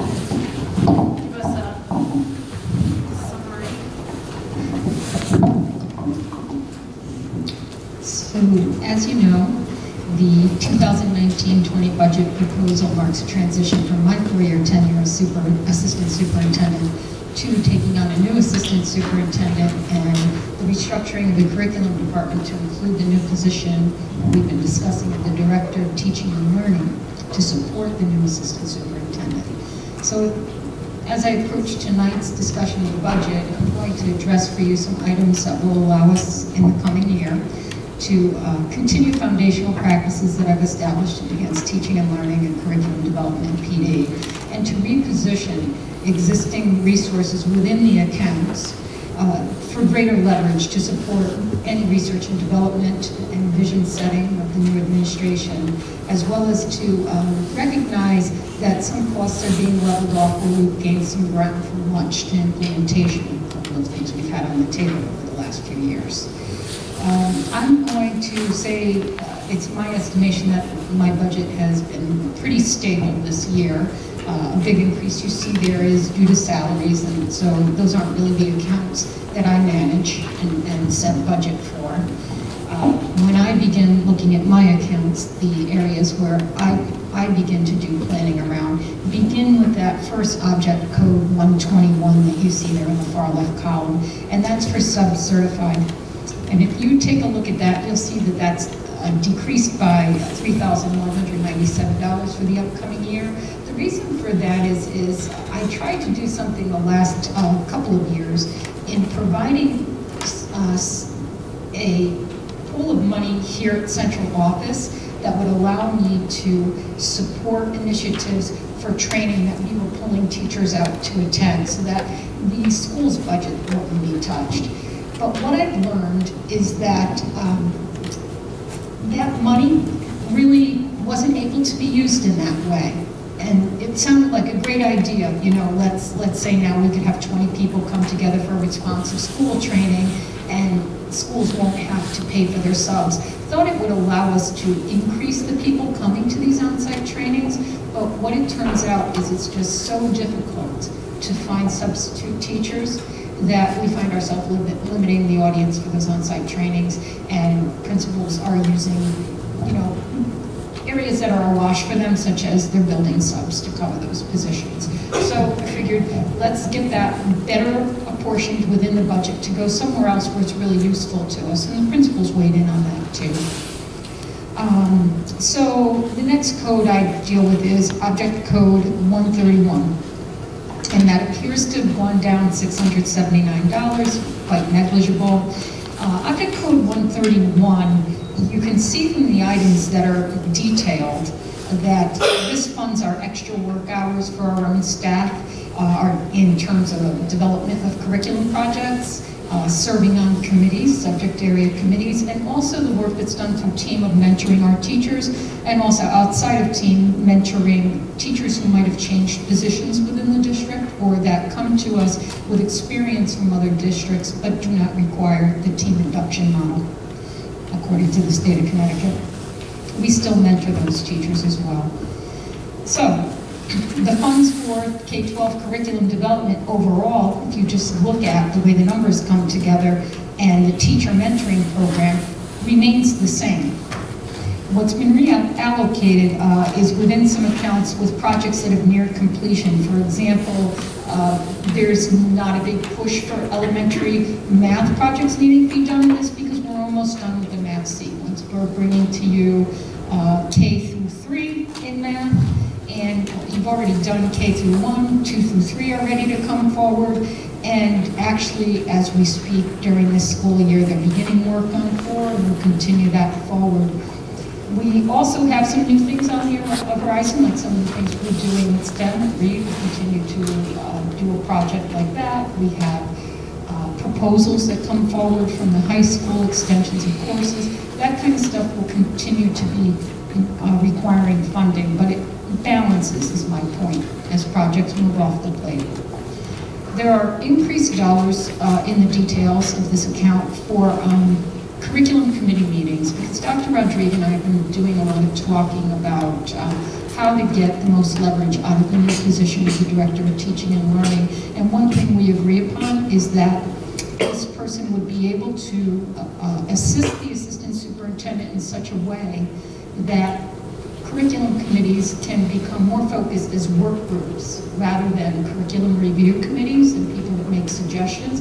They might actually be able to pool some of those people into working hours outside of committee meetings under the direction of the director of teaching and learning to accomplish an actual curriculum writing, assessment refinement. And just to see what those waters look like, I am using some of this year's current extra work hours, and people are taking them. People are excited about doing this work outside of the school day, on Saturdays, and logging their hours. So I think it will help us step up curriculum. But it's definitely one of those areas where I said, you know, with the transition year, we have to make sure that the person that comes in has some latitude in how they're using these resources so they can move things off the plate that they're trying to get done. Key staff in K-6 were asked to submit their budget priorities to me. Usually, we did this last year and this year with Dr. Rodriguez coming on board. Usually, actually traditionally, as it was handed to me, the process had been, but these requests just came where we had coordinators, or we were like at the middle school, subject area coordinators, or at the high school at the department chair level. But you know, it was too dependent on the assistant superintendent to project the needs, and you really do need some input. So there, in spite of seeing any fluctuations in any of these account lines, what you should know is that K-12, the decisions that were made here did come in part from priorities submitted by principals across the district. For the past 3 years, and including 2019-20, there are funds for elementary summer leadership retreats at the request of the elementary principals from the 4 schools. They are using this time, you might have heard them talk about it as well when they were in their budgets, to get their team together, the people they consider their teacher leaders, perhaps their specialists, their language arts consultants, in some case their support staff for SPED and counseling, to make some real instructional plans to help all staff get off on the right foot in meeting students' needs prior to the school year beginning. It's a time for goal setting for them. It's a time for data review for them. In Object Code 322, that's staff and curriculum development. At first glance, that might scare you because you see it's down $12,600, but again, it's been appropriated to other areas of the budget where it's needed.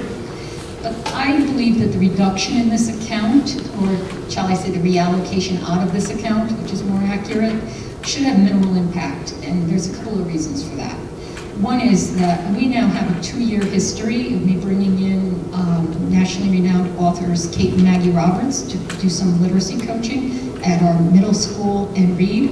Our hope has always been to have them in 4 times a year, but as they continue to write books and do conferences, they are just so hard to get. It's like trying to get celebrities. So in actuality, we usually end up only being able to secure dates with the 2 of them that align with the school calendar twice a year instead of 4 times a year, and that works fine for us. Our team facilitator, you approved my move to work with Dr. Arardi and create an MOU so that Karen Drager was able to step into the role that she was unofficially doing for years in the district, working with team mentors and building facilitators for our induction program. We have now, thanks to that move on your part, been able to begin to do a lot of our mentor update training in-house now. We've developed in-house capacity by growing that position, and that's saving us a lot of money in that area. So we're not really losing anything as you hear me talk about this reallocation. In NGSS, we're moving into our 3rd year of implementation. I'm glad to say that the action steps of the multi-year transition plan, which I have developed, has helped us to build the capacity of our own NGSS leadership team, which was my restructuring of the science committee, where I have the leads around the table now, and they have been first tier. We've gotten the most extensive professional development around NGSS, the new science standards, and they're able to step those out in their departments and their schools and assist in a big way with professional development, as well as us continuing to send people out and bring people in for professional development at the classroom teacher level. But in this third year of implementation, we have less of a need to call in the consultants that wrote the correct units that we are adapting for our curriculum to help us unpack them. We've bought those units 2 years in a row, and we've gotten that unpacking settled, so that's another need that we've now had to go in intensive, and we could pull back from a little bit and reallocate those funds. We've also gained a lot of ground with concept-based curriculum in our in-house capacity through our training having been developed. We have about 3/4 of the staff now trained in it. I was able to bring Lois Lanning, as you know, out of retirement. When we worked for Newtown, it's easy to talk her into that. And she has done a phenomenal job, but now we're really able to lean on groups of teachers that have gone to that training at the departmental level here on site in the district that now are a little more supported in rolling out their curriculum work. And it tends to also allow me to put our own in-house certified trainer and leader of the curriculum council side by side with some of them on some extra work hours when they need some help, which is much less costly than bringing in an author to train the district. And that's what you eventually want. You know, you want to bring in excellent PD and very knowledgeable experts, but the whole idea is to wean yourself off of them and to be able to do those things yourself because you've so developed your in-house capacity. So we're right where we should be with that. Also, in this area where we see this reallocation of the $12,600, we are looking at the new director of teaching and learning as being a lot of extra hours afforded to the assistant superintendent as someone she could send out to do instructional, she or he can send out to do instructional coaching. So that makes it less of a need to call in people to actually literally supplement the hours that the assistant superintendent has infrequent time to spare in the other responsibility areas by actually performing that coaching themselves. It allows you to rely less on some of the rest of the personnel to do things. In all other areas of this object line, things remain the same. The expenses are identical. In Object Code 500, contracted services, you'll see a reduction of $1,132, again reallocated out to other accounts. The reason for this is simply that I've been budgeting for it to go at a 50-50 share with the middle school, but they've taken that on their own. The help was good while it was needed, and now they don't feel they need the help anymore. They pay for it on their own. In Object Code 585, accommodations, that is up $1,000, and the reason I reallocated an extra $1,000 into this account is because it has been my practice not to attend out-of-state conferences and instead give that money towards accommodations for teachers. You've seen I've sent teams to national science conventions, to literacy conventions, and math conventions, and what has happened is two things happen. One is, you send some people out, it spreads like wildfire, creates a groundswell, and a lot more people want to go. And that's a great thing, because it has a direct impact on teaching and learning as people raise their professional acumen and get new knowledge.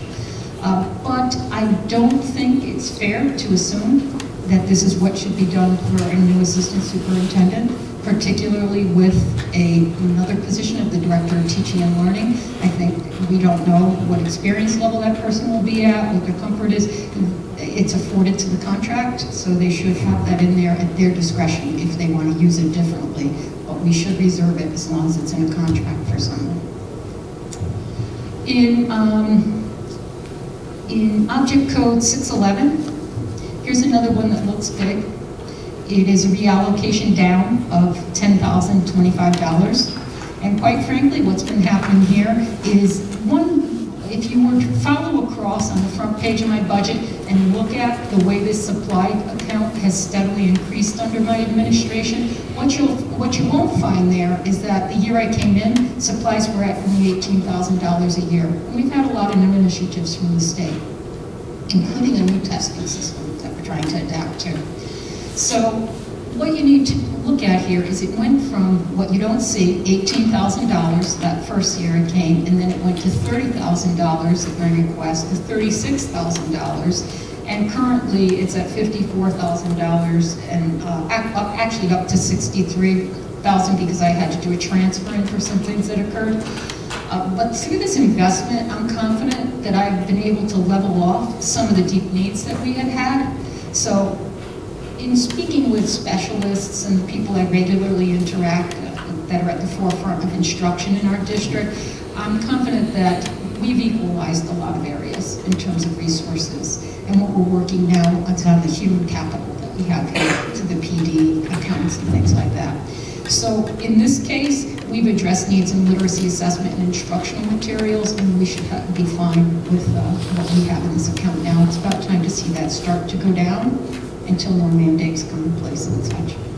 In Object Code 641 textbooks, that is up $12,734, and the educators on this Board of Ed will understand and know, as well as people that have served on it for a while, these needs do vary. You know, some textbooks are very expensive, some moves to digitals are expensive, and things in some subject areas like social studies become outdated rather fast, right? It's just how long you have the tolerance for holding on to them. So where you see this really have a big jump this year is because the Teachers College reading and writing units are expensive. And we've been very fortunate in that the staff wants to transition to those. That's going to work over time to get them there. So as they launch their new curriculum, they need their new units, and their new units are informing the curriculum writing. We'll make those units not off the shelf, but our own, using the concepts. And also, when I purchase these units, I insist on purchasing them along with the mentor text library that is used with them for the school system, because you can do better curriculum work, you can have a better classroom library when people aren't trying to wonder if they should be incorporating a book that they've never even read before. You really need it there. So those are the expenses right now, and I feel it is reflective of my constituents, people I work with, and I think it will be a great start for a new administration and the planning that they do. Any questions for me? Thank you. Questions? Reverend Spinks? I have some questions around the new position, so I don't know if that's with Dr. Rodriguez or you, but I'm sure you can figure it out. So I think sort of the first thing that I would like to see, and I don't actually have it on hand right now, but I think I'd like to see the job description for the assistant superintendent, so that we can look at it side by side with this new position to better understand the differences and how they would interact with each other. I certainly understand, the background and why, you and all of the administrators are saying it's a much needed position, but I think that I would better understand it if I could see that job description. So that's just a request. And then I had some other questions around some other things, but if anyone had any other questions around that. Okay. So my other question, I was done with that. I have a whole bunch about that position. Yeah, I figured something. Sorry, I thought she was going to. No, go ahead. Excuse me, I didn't interrupt you. No, I said if anybody had questions around that, I'm happy to. So I just want to understand the cost. It's $90,000 for half a year, so the following year it'll be $180 plus for this position. Is that right? It says $90,000 for a half a year? No. What's the cost of this position? I have 76,000. For half a year, so it'll be $152, give or take, the following year. Yes, that's correct. Do the math specialists and the reading specialists do any coaching at the building level? I can speak to that, Dr. Rodriguez, if you'd like. The math science specialists do coaching. They go in and they'll do a demo lesson. There's been a lot of demo lessons, particularly on the side of NGSS, and there have been and coaching of PLCs, more importantly. And there has been a lot of coaching on demo lessons, particularly as we adopted the Stepping Stones program and as we stepped out into the version 2 of it. In addition to that, their schedules are very, very full. As the chief person that looks at the data, the achievement data in math, sciences, just building a new stream now this year, right? And they do the most critical part of the intervention work. In some buildings, they'll do some tier 2 intervention, but in every building, they're responsible for the Tier 3 intervention. In language arts, literacy, consistently demo lesson, going in and doing demo lessons, coaching, a heavy lift with helping K-3 teachers with foundational reading skills as well. So yes, there's a lot of instructional coaching. But even instructional coaches need coaching.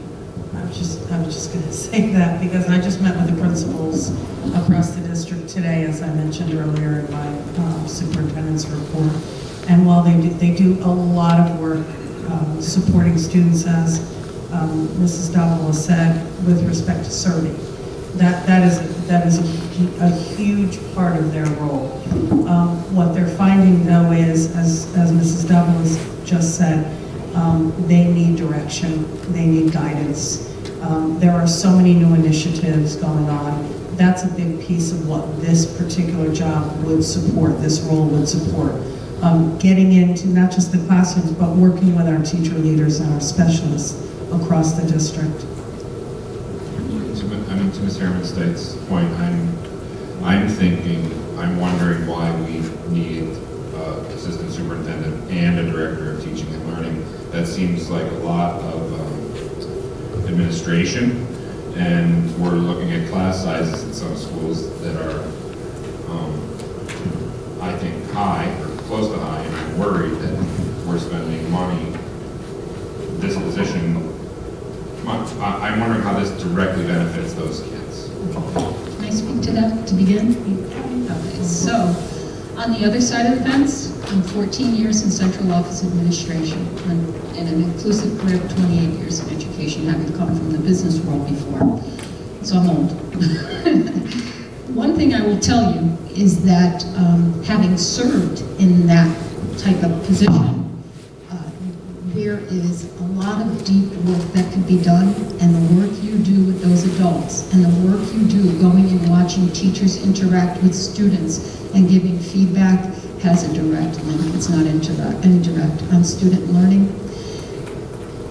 You just need someone to be able to go deep. You really do. And if I could walk you through my day as assistant superintendent, it would make your head spin. I hope that I make it look easy to you. One of the biggest things I could say is you just sat here and you listened to principals tell you that one reason we needed this position is because we don't have a fully articulated assessment system or curriculum. That commentary blows my mind because we've almost closed the sequence in math. We're there with English. There's been a tremendous amount of work done, but if you don't have a breather in your day to also consistently bring that kind of message to your administration as well, how are you stepping out this stuff? How do people understand it? How's the website being maintained? And I think too, don't focus on that this position is just going to go to the staff. They're going to help instructionally coach the administrators as well. Thank you, Mrs. Davila. First of all, I do think that most of our class sizes are moving in a more reasonable area, number one. Number two is I wanted to pass out to all of you what it looks like when we say there are too many administrative positions. First of all, they do correlate directly with teaching and learning, and there have been multiple studies on that as well. It's not just teaching in the classroom, because you will hear from principals and staff that they need direction, especially what's going on across not only Connecticut, but I think across the nation with respect to the higher standards.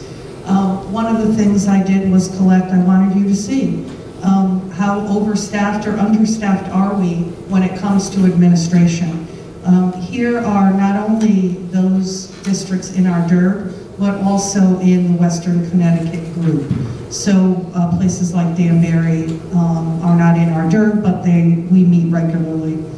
And you will see that a majority here not only has a superintendent and assistant superintendent, but they have either a director of teaching learning or something of that nature, and even multiple administrative positions even beyond that.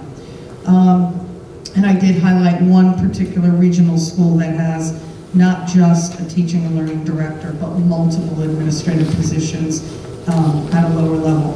keep in mind also, before I came on as, when I was principal, before I became the interim superintendent, we also let go of a director of health and wellness.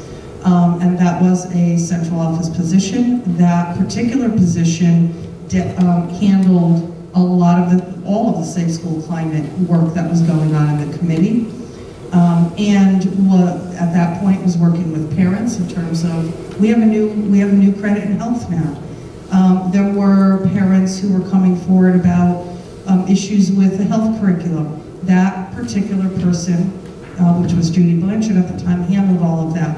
What has happened now, because we've gotten rid of that and we have a very lean staff at central office, what has happened as a result is that had to be taken on by a principal in the district.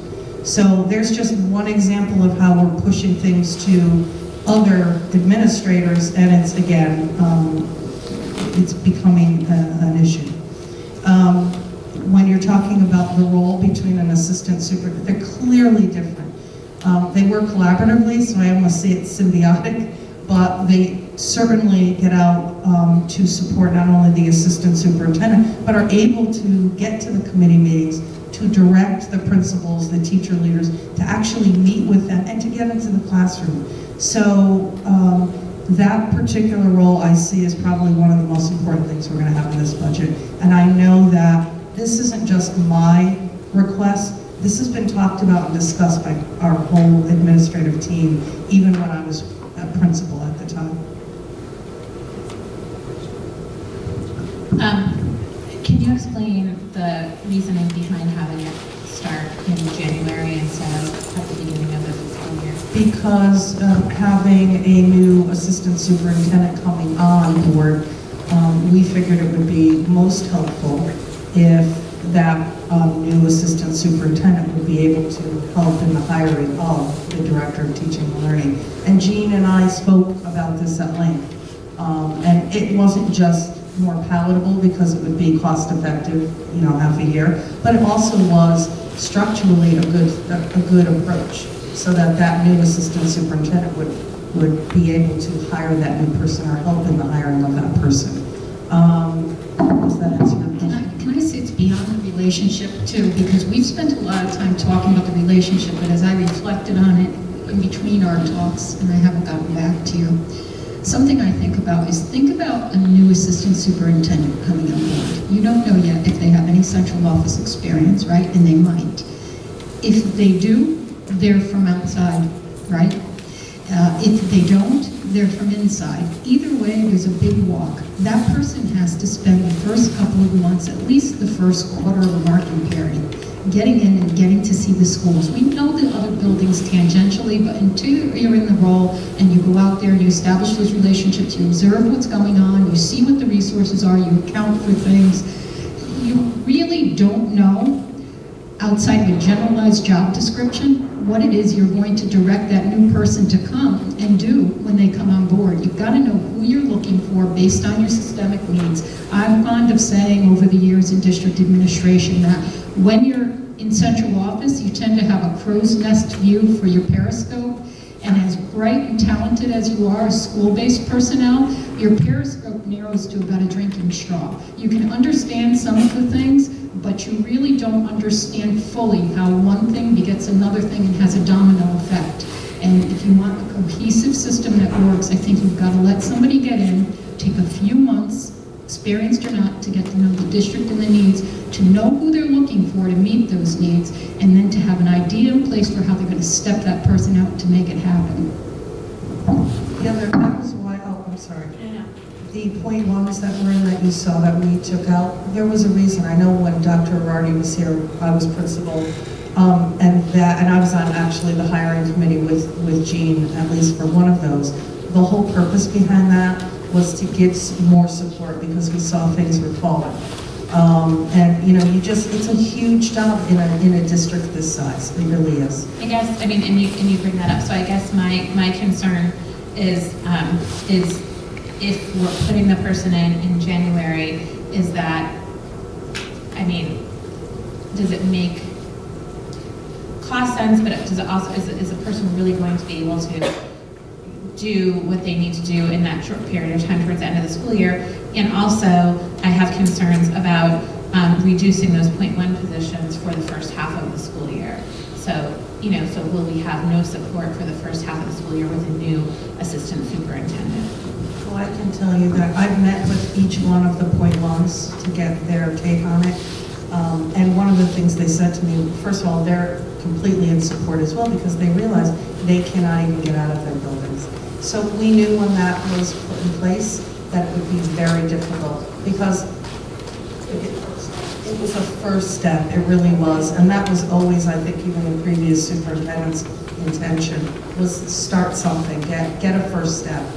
The problem is they don't ever get to leave their building. So while it's great to put give someone a stipend, they really couldn't get out. If you're a K8, .1 coordinator, you have to get out to be able to get into the classrooms and work with teachers.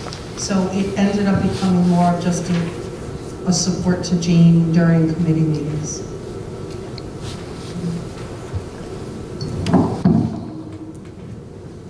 Once you're through with this area, and it just occurred to me you might not be, about the director of teaching and learning, I'd like to have a couple of minutes just to talk to you too about a question that you have asked throughout the process of budget this year about Derby performance and achievement.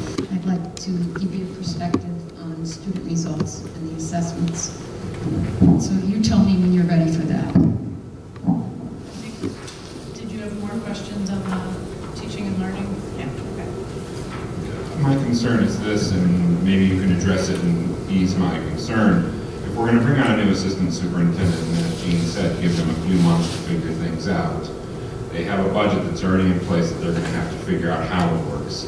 Then we're going to tell that person to hire a director of teaching and learning with a budget that's already in place, that stuff that's already in place. Wouldn't it make sense to take one step at a time and be thoughtful about the process rather than diving in? Because I see this as diving in.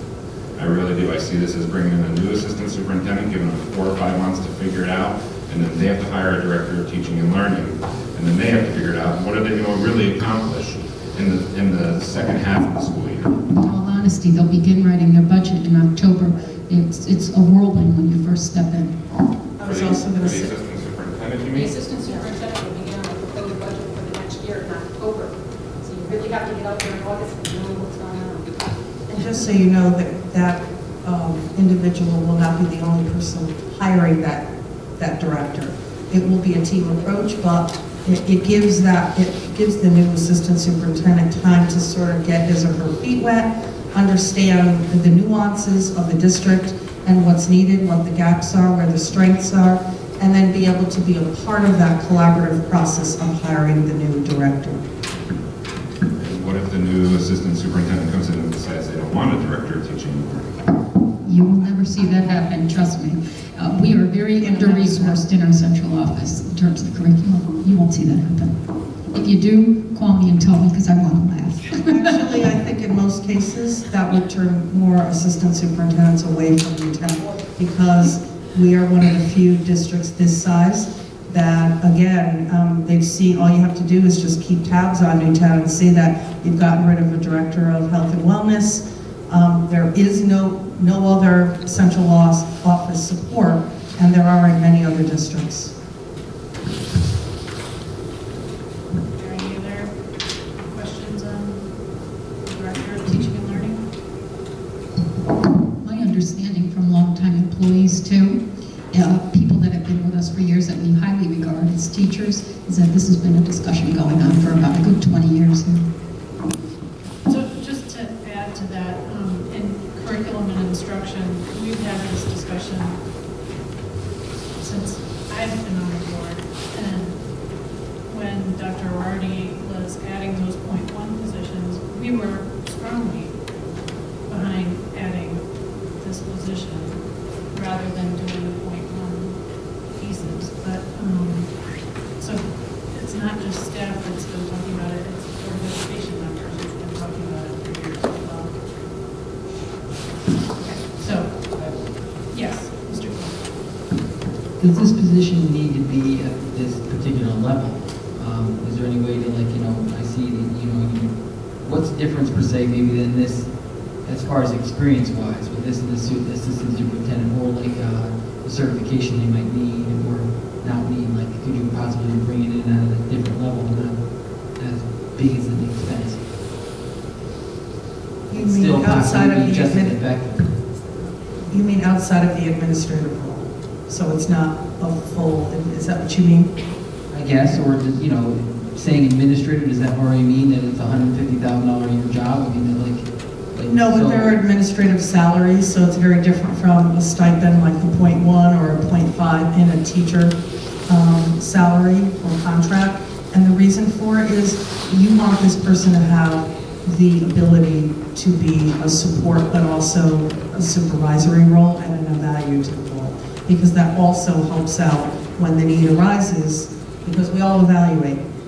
And that's another whole responsibility, so that opens it up as well to help out.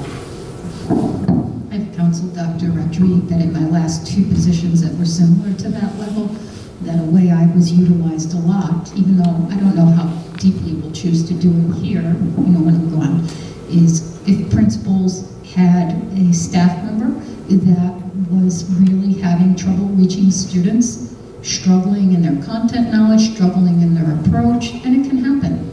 This is such a safety to principals that other than just being evaluated under the lens of themselves and taking all that responsibility, particularly in an elementary building where there's only one person that could do the evaluations, what you have here is a secondary evaluator who can come in and contribute to the evaluation of the person and confer with the principal, and that becomes very, very helpful. It also tends to ease the mind of the person who is on special evaluation. I also see this position taking on a lot of those components of the social emotional pieces that are now put on principals. Not that that wouldn't still be a part of their role, but this person would have a greater oversight. Any other questions or comments on Director of Teaching and Learning? If this is approved, I've been reading through the job description, and I think something has to be in there about that it directly correlates to achievement. I don't know how we can do that, but I think that's something that's I'm really. That was the whole purpose for that. I don't have that in front of me, I'm sorry. Well, analyzing, I want.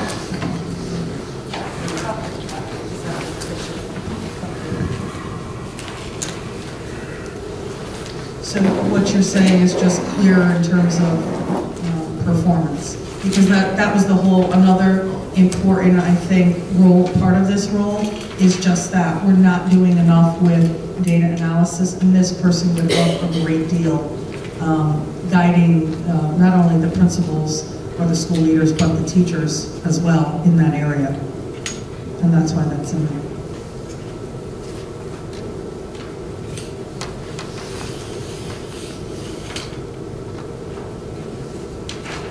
That's also why it says work with the director of technology as well, and talk to Carmela.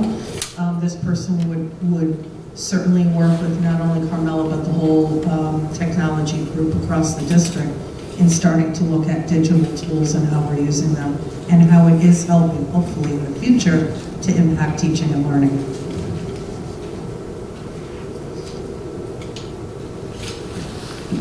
Okay, any other questions on this position? I'm sure we'll talk about it again. So are there any other questions on curriculum?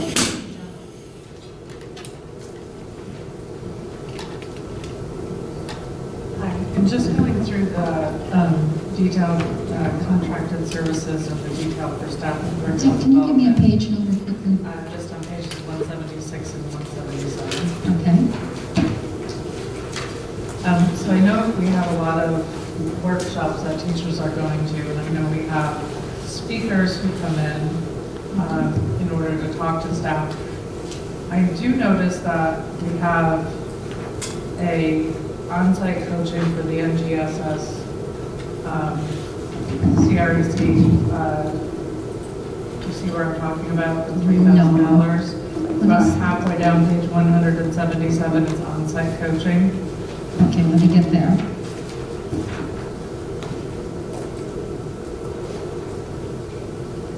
The first word of that is what? NGSS. Oh, NGSS K-12 workshops. No, the one that says NGSS. That's correct, on-site coaching with Reckenberg, 3 days. Okay. Yeah. And then we also, at the top of that page, have the Reed and Newtown Middle School workshop model on-site coaches.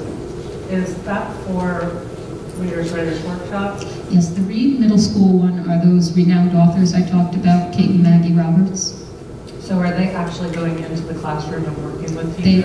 What happens is they go and spend a day at the school, and the principal uses building subs and outside subs to cycle all the teachers through for half a day with them.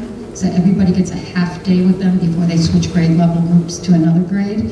And they, so like it's 5th grade, first half of the day, 6th grade, second half of the day. They get to see them, depending on what the need is, they a lot of times get to see them actually coach a student who calls in, and they coach them in front of everybody, then they debrief the coaching. You probably heard Ann talk a lot about how Reed is changing their approach to look at slices of writing. It's exactly where they got it from, is from this coaching. They are the same people that I hire at that level when I brought in Jen Saravallo and the team to do that tremendous summer institute work. Right. So this is an outgrowth of that.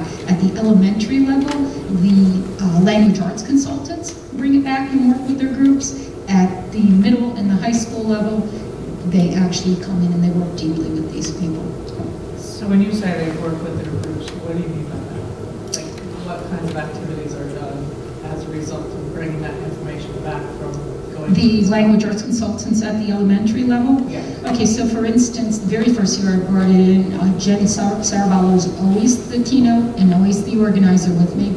And she, the first year, wrote a book on reading strategies. It had 350 reading strategies on it, and in that 3-day event, actually I think it was a week-long event, it was a week-long event, she walks them through sections of her strategies on the first day, and in the remaining 4 days, they are in grade level cohorts, each with a different renowned author who does this kind of work and who are former Writers Workshop, Leaders Writers Workshop consultants with Lucy Goggins.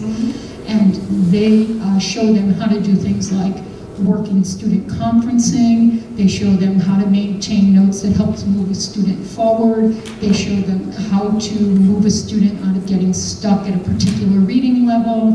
And then the following year, they had, Jen Saravallo wrote a book on writing.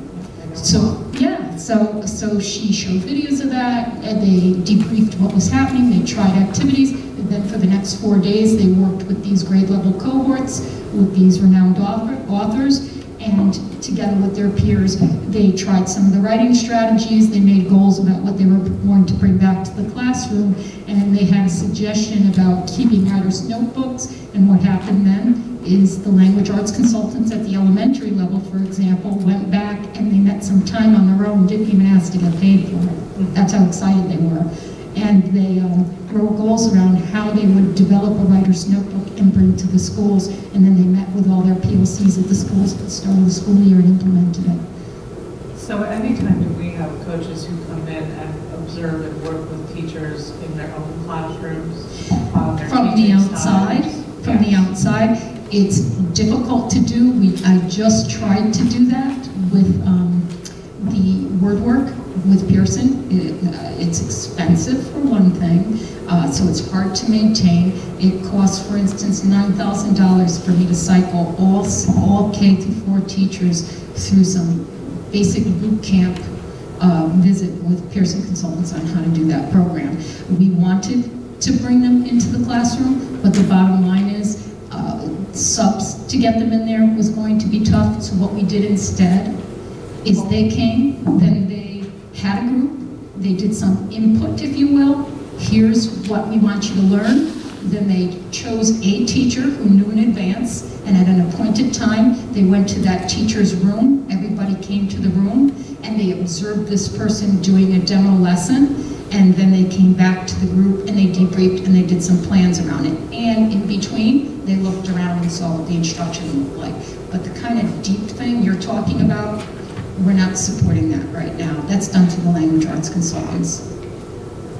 They go in, they watch, they work, they So you talked about the fact that they did demo lessons, but they're working more with K to 3 in what area?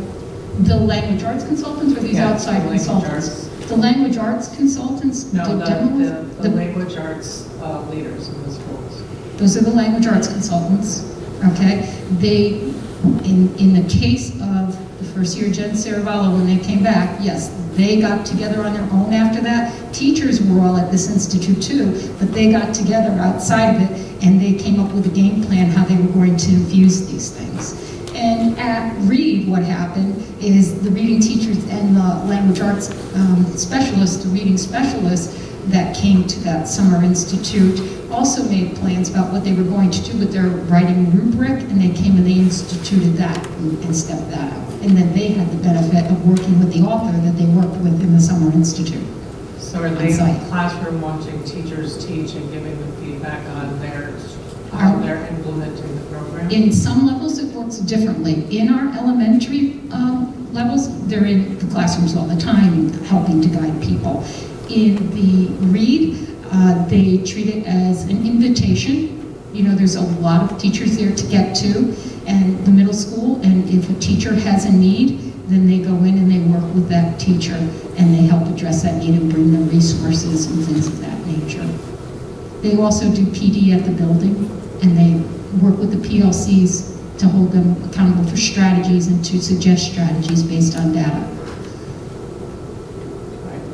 Thank you. Other curriculum budget questions? Mrs. Legline, just one more thing. Are you aware when you pointed out those two items? You probably are. One was about literacy, and the other one midway down the page was science, right? Okay.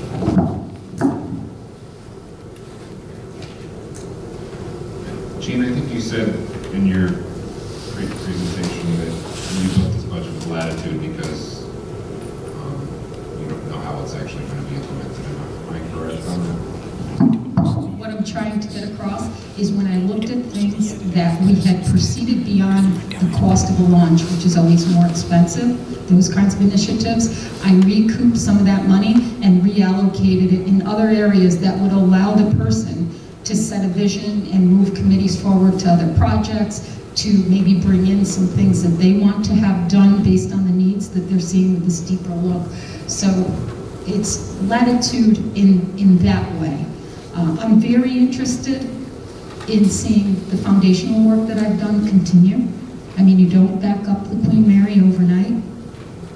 Keith Alexander actually said that to me one day. And when you do, you get the passengers very upset. Okay, so what you have to do is I did a lot of work in school turnaround for 14 years, and I've been successful in large urban districts and also with the State Department of Ed. And one thing you have to do is you have to know it's a marathon, it's not a sprint. So I kind of appreciate where you're coming from during the budget discussion nights when you ask about where in the budget we're discussing performance and trying to work towards that. It's not all that easy.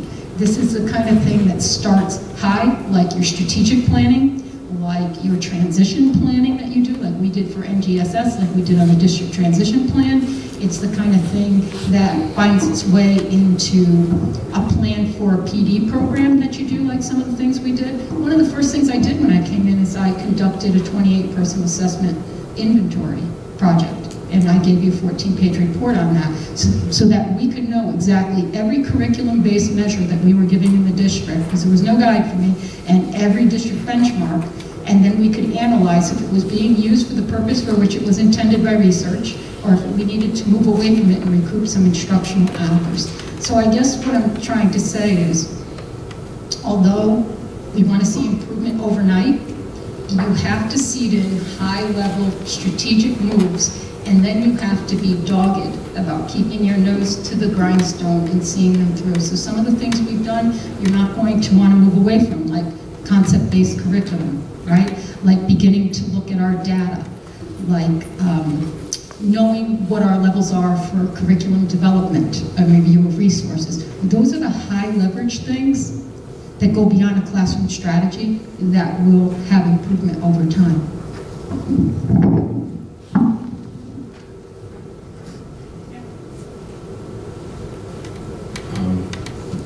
Jean, why are we buying Mystery Science if we're also buying the prep units? Mystery Science has a variety of components. First of all, we're not using anything like right off the shelf. And the correct units were not completed at the time when we first got involved with them. And it was highly recommended by the science consultant, you might know Ron Michaels at the State Department of Ed, as the best piece he had seen come through that time for its, in terms of its alignment with NGSS. So now what we have is it's like we have a set of resources that we can go to and draw from to create our lessons to align with our curriculum. And the other thing extra that Mystery Science does, Dan, I don't know if you're using it in your district or not, they have some piece, we heard, I think it was Jill Braxton and Chris Vita talk about it last year, Mystery something, Mystery Dog, that's the name of it, so that you can keep momentum going about NGSS every day, even when science isn't being taught, like something will pop up on your screen and it will tell you that, you know, have students work on this kind of a brain teaser about science, and so they put those things up as challenges to keep students' mind working around science. And the other thing it allows them to do too is pull in more of the kinds of level materials that you need to supplement those correct units. Correct units come with a lot of resources needed in them. It's not going to be one size thing, and that's a pretty reasonable cost. Try to get everything to school tonight. If I have a God figure out this, one thing that I noticed is that there wasn't a lot of investment in math in your curriculum development and supply and textbooks. And if you could just speak to that so that I understand it, I'm assuming that you already have spent the money. We are full. So I invested in the version 2.0 for stepping stones last year, and you approved that, so that took care of our K4 math, right? I also invested in big ideas after a protocol text review process where the results were brought to you, so they're resourced there in that. In terms of curriculum, I'm proud to say that the math curriculum is very closely near alignment right now. We've got, as of 2018-19, or current year, we've got Algebra 1 and 2 completed and ready to come forward to you. We've got geometry ready at the high school level. We did pre-calc in 2017-18, even if I just go back 2 years. That's what we've done at the high school level. And then we have Read, 5+ and 6 coming forward to you soon. And we have elementary K3 with 4 being worked on right now. That virtually just leaves the higher end math courses and 7 and 8 in middle school to begin this year. Now the reason we are leaving 7 and 8 as a gap is because you gotta get time to know your resource before you decide what you're calling from or where you're putting it in. Okay, so they've had their resource 2 years now, so they've been looking at it, they've been informally revamping some units, and they're ready to really do some yeoman's work on curriculum. It also sometimes looks a little funny, Dan, you're not asking this, but I feel compelled to say it. As you hear me put out these various courses and grade levels, you might notice some gaps between how I'm mentioning them, and you might wonder how does that occur, that this is happening when that other thing came before. Particularly at the elementary level, we are, and at Reed, we're culling off the same group of teachers to write some humanities work, as well as the math science work, or math or science, so you have to strategically, in one area, build from the bottom up and the other from the top down to be able to maximize your teams of curriculum developers with the hours available to write this stuff. Any other questions?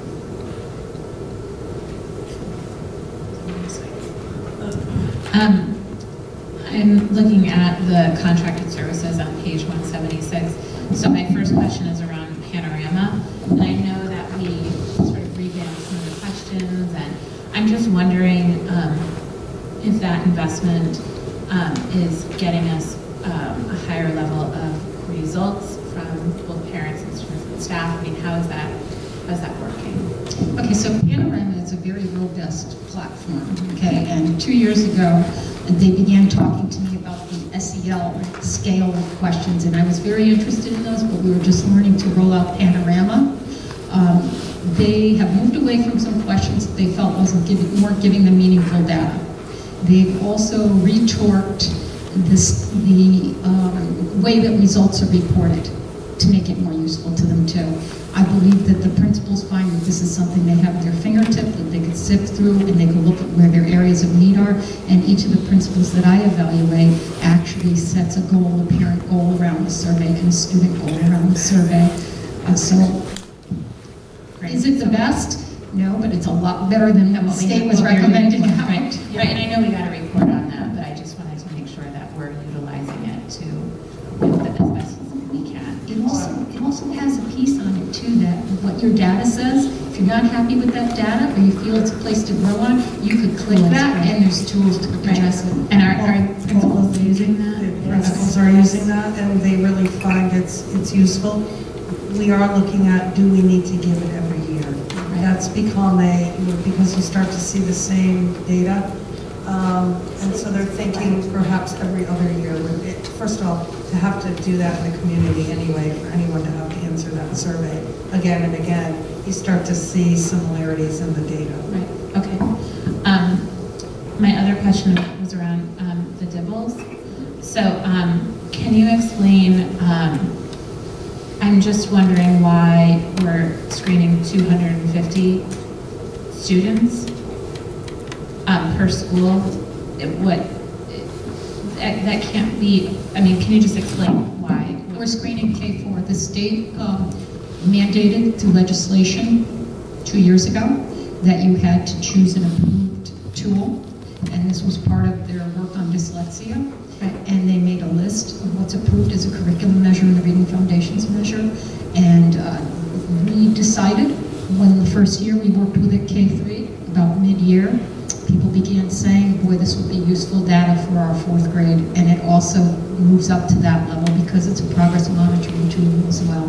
So we are administering it K4, even though we only have to administer it K3. So that number, 250 per school, encompasses all the K3 students, and then the additional 277 includes the K4. And it's the most reasonable one we could find. I mean, it's $1 a head, but it's also a gold standard test. Right. We tried to price this out because we had trouble with, they're doing some reorganization at the company that owns DIBELS, and there's some friction between them that had existed, and we didn't think we'd be able to get them to sign a data privacy agreement, even though Carm was quite the bully, but she couldn't get them to acquiesce for a while. So we did some heavy-duty checking. It was actually good for the soul, because we had to go out there and look far and deep on the other things on the list and see if we wanted them, and they just blew our mind in terms of what the cost was, astronomical, and how we felt it compared to the data we get from DIBELS. And who's administering the assessment? The team of reading teachers under the direction of the language arts consultants. They've decided to make it easy on the teachers, and that they do the testing and they push the results out to the teachers and show them how to use them. Okay, and then, so a student that's in kindergarten will receive the test every year through 4th grade? They must. Okay. They must, according to the state of Connecticut. And if the student falls in a certain benchmark range, below benchmark range, then they have to also get progress monitored with it 2 more times a year. Okay. And that's administered by the special ed department? No. Or that's administered by the reading. I'm calling them reading specialists. I'm sorry, the term's changed in Connecticut. By our language arts consultants who are directing their reading teachers on how to do this.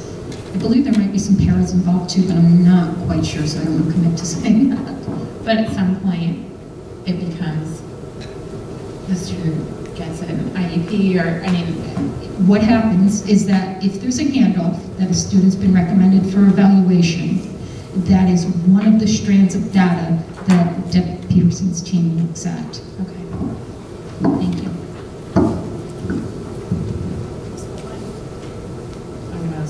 the other two contracted services. Who inputs the Rubicon Atlas curriculum mapping? Teachers do. Okay, so individually they do, or as a collective group? Well, here's the thing, okay? When I came, we were using Rubicon like a glorified typewriter. I don't know why. We weren't opening it up to its full collaborative features. When I came online now, if you want to write a curriculum or you pitch a curriculum project, I'm in the know, I put it in my budget, I write you a contract for it, and I open you up a template. And then I sign on everybody that's on your curriculum writing team that expects to be paid from me. And they also have features where they could email each other back and forth on that too while they're working on it and chat on it. So it's meant to be a collaborative tool. Right, so when they finish writing the curriculum for what they're writing it for, is that then checked for vertical alignment and horizontal? Absolutely. How we do that, Deb, and actually it's a cumbersome process that we have. We do that in that, let's talk about core subject area. It's the easiest example because all the elements exist there. Somebody writes a curriculum during the summer, per se, right? They come in, before I pay them for their work, I have to review the curriculum. After I review it, I schedule them for a number of committees. One is a review through a core curriculum committee, for instance, specific to whatever the discipline is, math, science, ELA, or what am I missing? You can fill in the blank of what I'm trying to say. Social studies, right? You go to your committee, and that's a K-12 committee, and that's where alignment's heavily looked at. Okay, once they say this works, or make recommendations to you for things that should be added, and then the next step in the process is it goes to Curriculum Council. And that is a K-12 committee from diverse subject areas, headed by Kathy Swift. She's our facilitator, that's the chair, and she is our in-house certified trained concept-based coach with a deep understanding of instruction too, and a very good team works on that. And they look at it for how it fits in terms of the curriculum model, rigor, and they try to catch anything else that the curriculum-based committee and the writers might have missed. They give that feedback back to the collaborators, they adjust. The next step is I represent it together with some key people to CNI. CNI asks their questions, we take that feedback, and then it comes through read 1 and 2 for you. So it goes through quite a process. You can have at any one time these curriculum committees that are putting out curriculum that then hits a bottleneck when it has to go to a single committee that meets, like Curriculum Council or BOE or CNI. And the NWEA program, can you just speak to that? It's a large amount. And that's the program to monitor student performance. How does that work? Okay, so a couple of years ago, I brought in representatives of NWEA to work with the teachers on the learning continuum. I had administrators invited to come, as well as they could bring a team of whom they considered to be their leaders. No surprise, most of them turned out to be their subject area specialists. The consultant showed them how to use the results to group students for instruction based on the core standards that the test in NWA was showing that they were performing at a level that showed they were challenged, right? And then they would give specific instruction or intervention to those students or reflect on some of those skills they needed. So that is basically how NWEA becomes instructionally used. Now, in the time since that happened, NWEA conducted a linking study, and they came up with a predictor on NWEA results in terms of what level in their vertical scale scores would match an SBAC Smarter Balance 3 or 4. And that's the thing you heard Ann talking about as a new tool, as well as the college readiness one with the projection of how they do on SAT. So there's a lot of information there. And that's also a big piece of their intervention, their grouping for intervention. So we've had this program, we've been using this program. Linda brought it in. Linda gave up prior to my time. Right. But it's the linking is the new part of it? The predictor part, the linking study that they did to correlate with SBAC is new as of 2 years ago. okay? And the part that I found when I came here, once I got to know the system that was missing, is we weren't using the learning continuum. So that's why I brought in the trainers to train the leadership teams, to show them how to use that.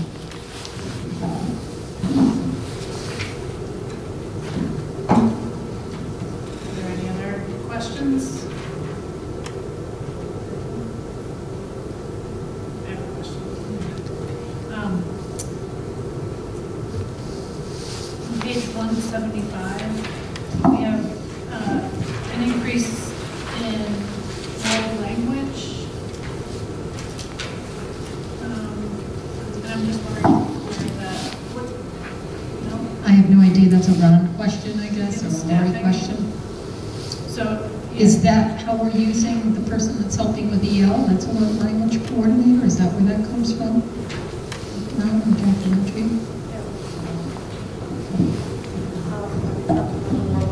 At the bottom of 175. Yeah, that's actually the Spanish teacher, that's, I should say Spanish, yes it is. Is that additional 0.50?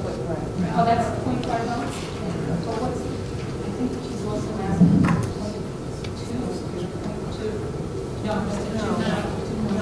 No, yeah, that explains it. Oh, Thank you. Yeah.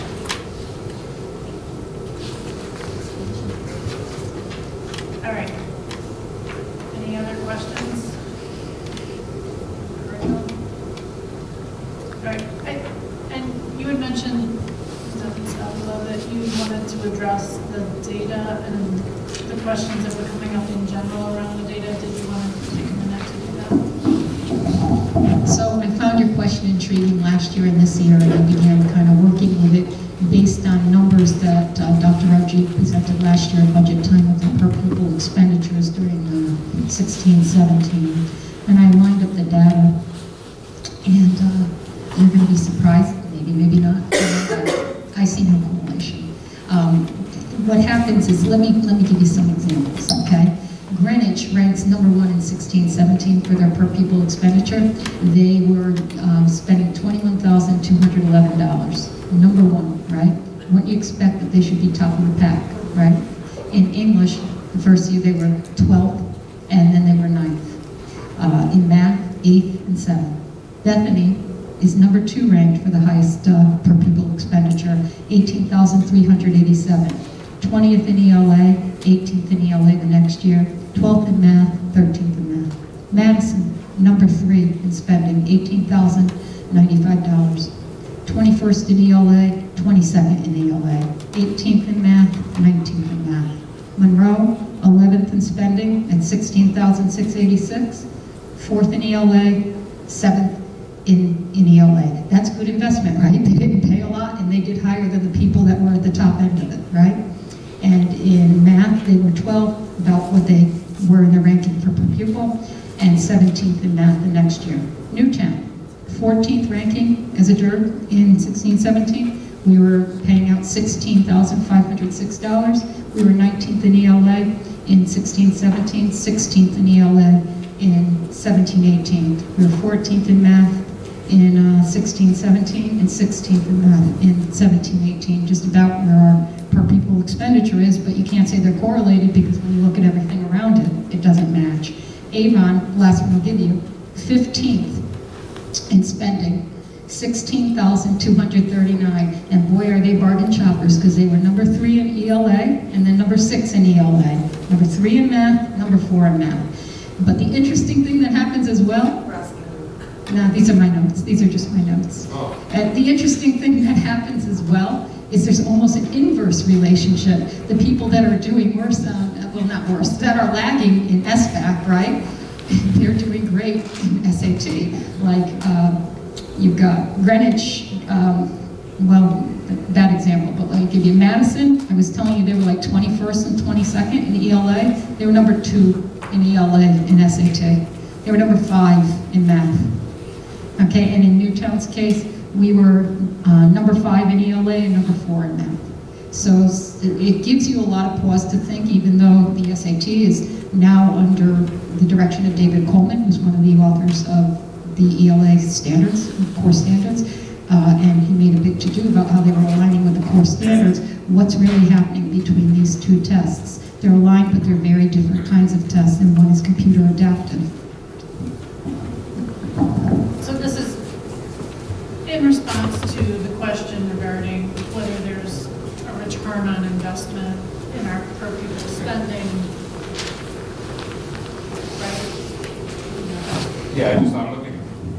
I could send you my little play sheet I did, where I line them up next to each other. But I will say, I want to reiterate, don't look for a magic bullet in a budget line for how you're addressing these things.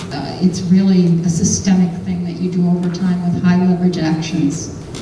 I was just going to say that's why we gave the data on the 3 years, and the per pupil expenditures you already saw. It's already in your book, so I agree with you. Was that It's in the back. And it was in the presentation as well. Okay. You had it in my presentation. Okay, it's in one of the slides, Dan. Yes, so you can actually make the correlation. Jean was just talking about that in general. Okay. You can find a lot of the summary stuff on per pupil spending in the back with page 227, 228. You have Newtown as well. Some budget information. All right, we exhausted discussion on curriculum and budget for the evening. Okay. Just for next time, I think it would be very much appreciated. It would be a much more general discussion. So I think if you have any questions about specific areas, if you could let me and Dr. Rodriguez know what those areas are, what your questions are maybe, so that people can come and know that, so that we have people here who can answer the questions that you might have. Okay. All right, so that brings us to our second public participation. Is there anyone who would like to address the board during our second public participation?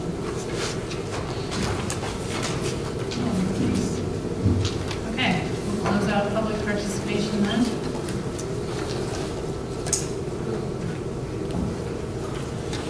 Do you have something else? No.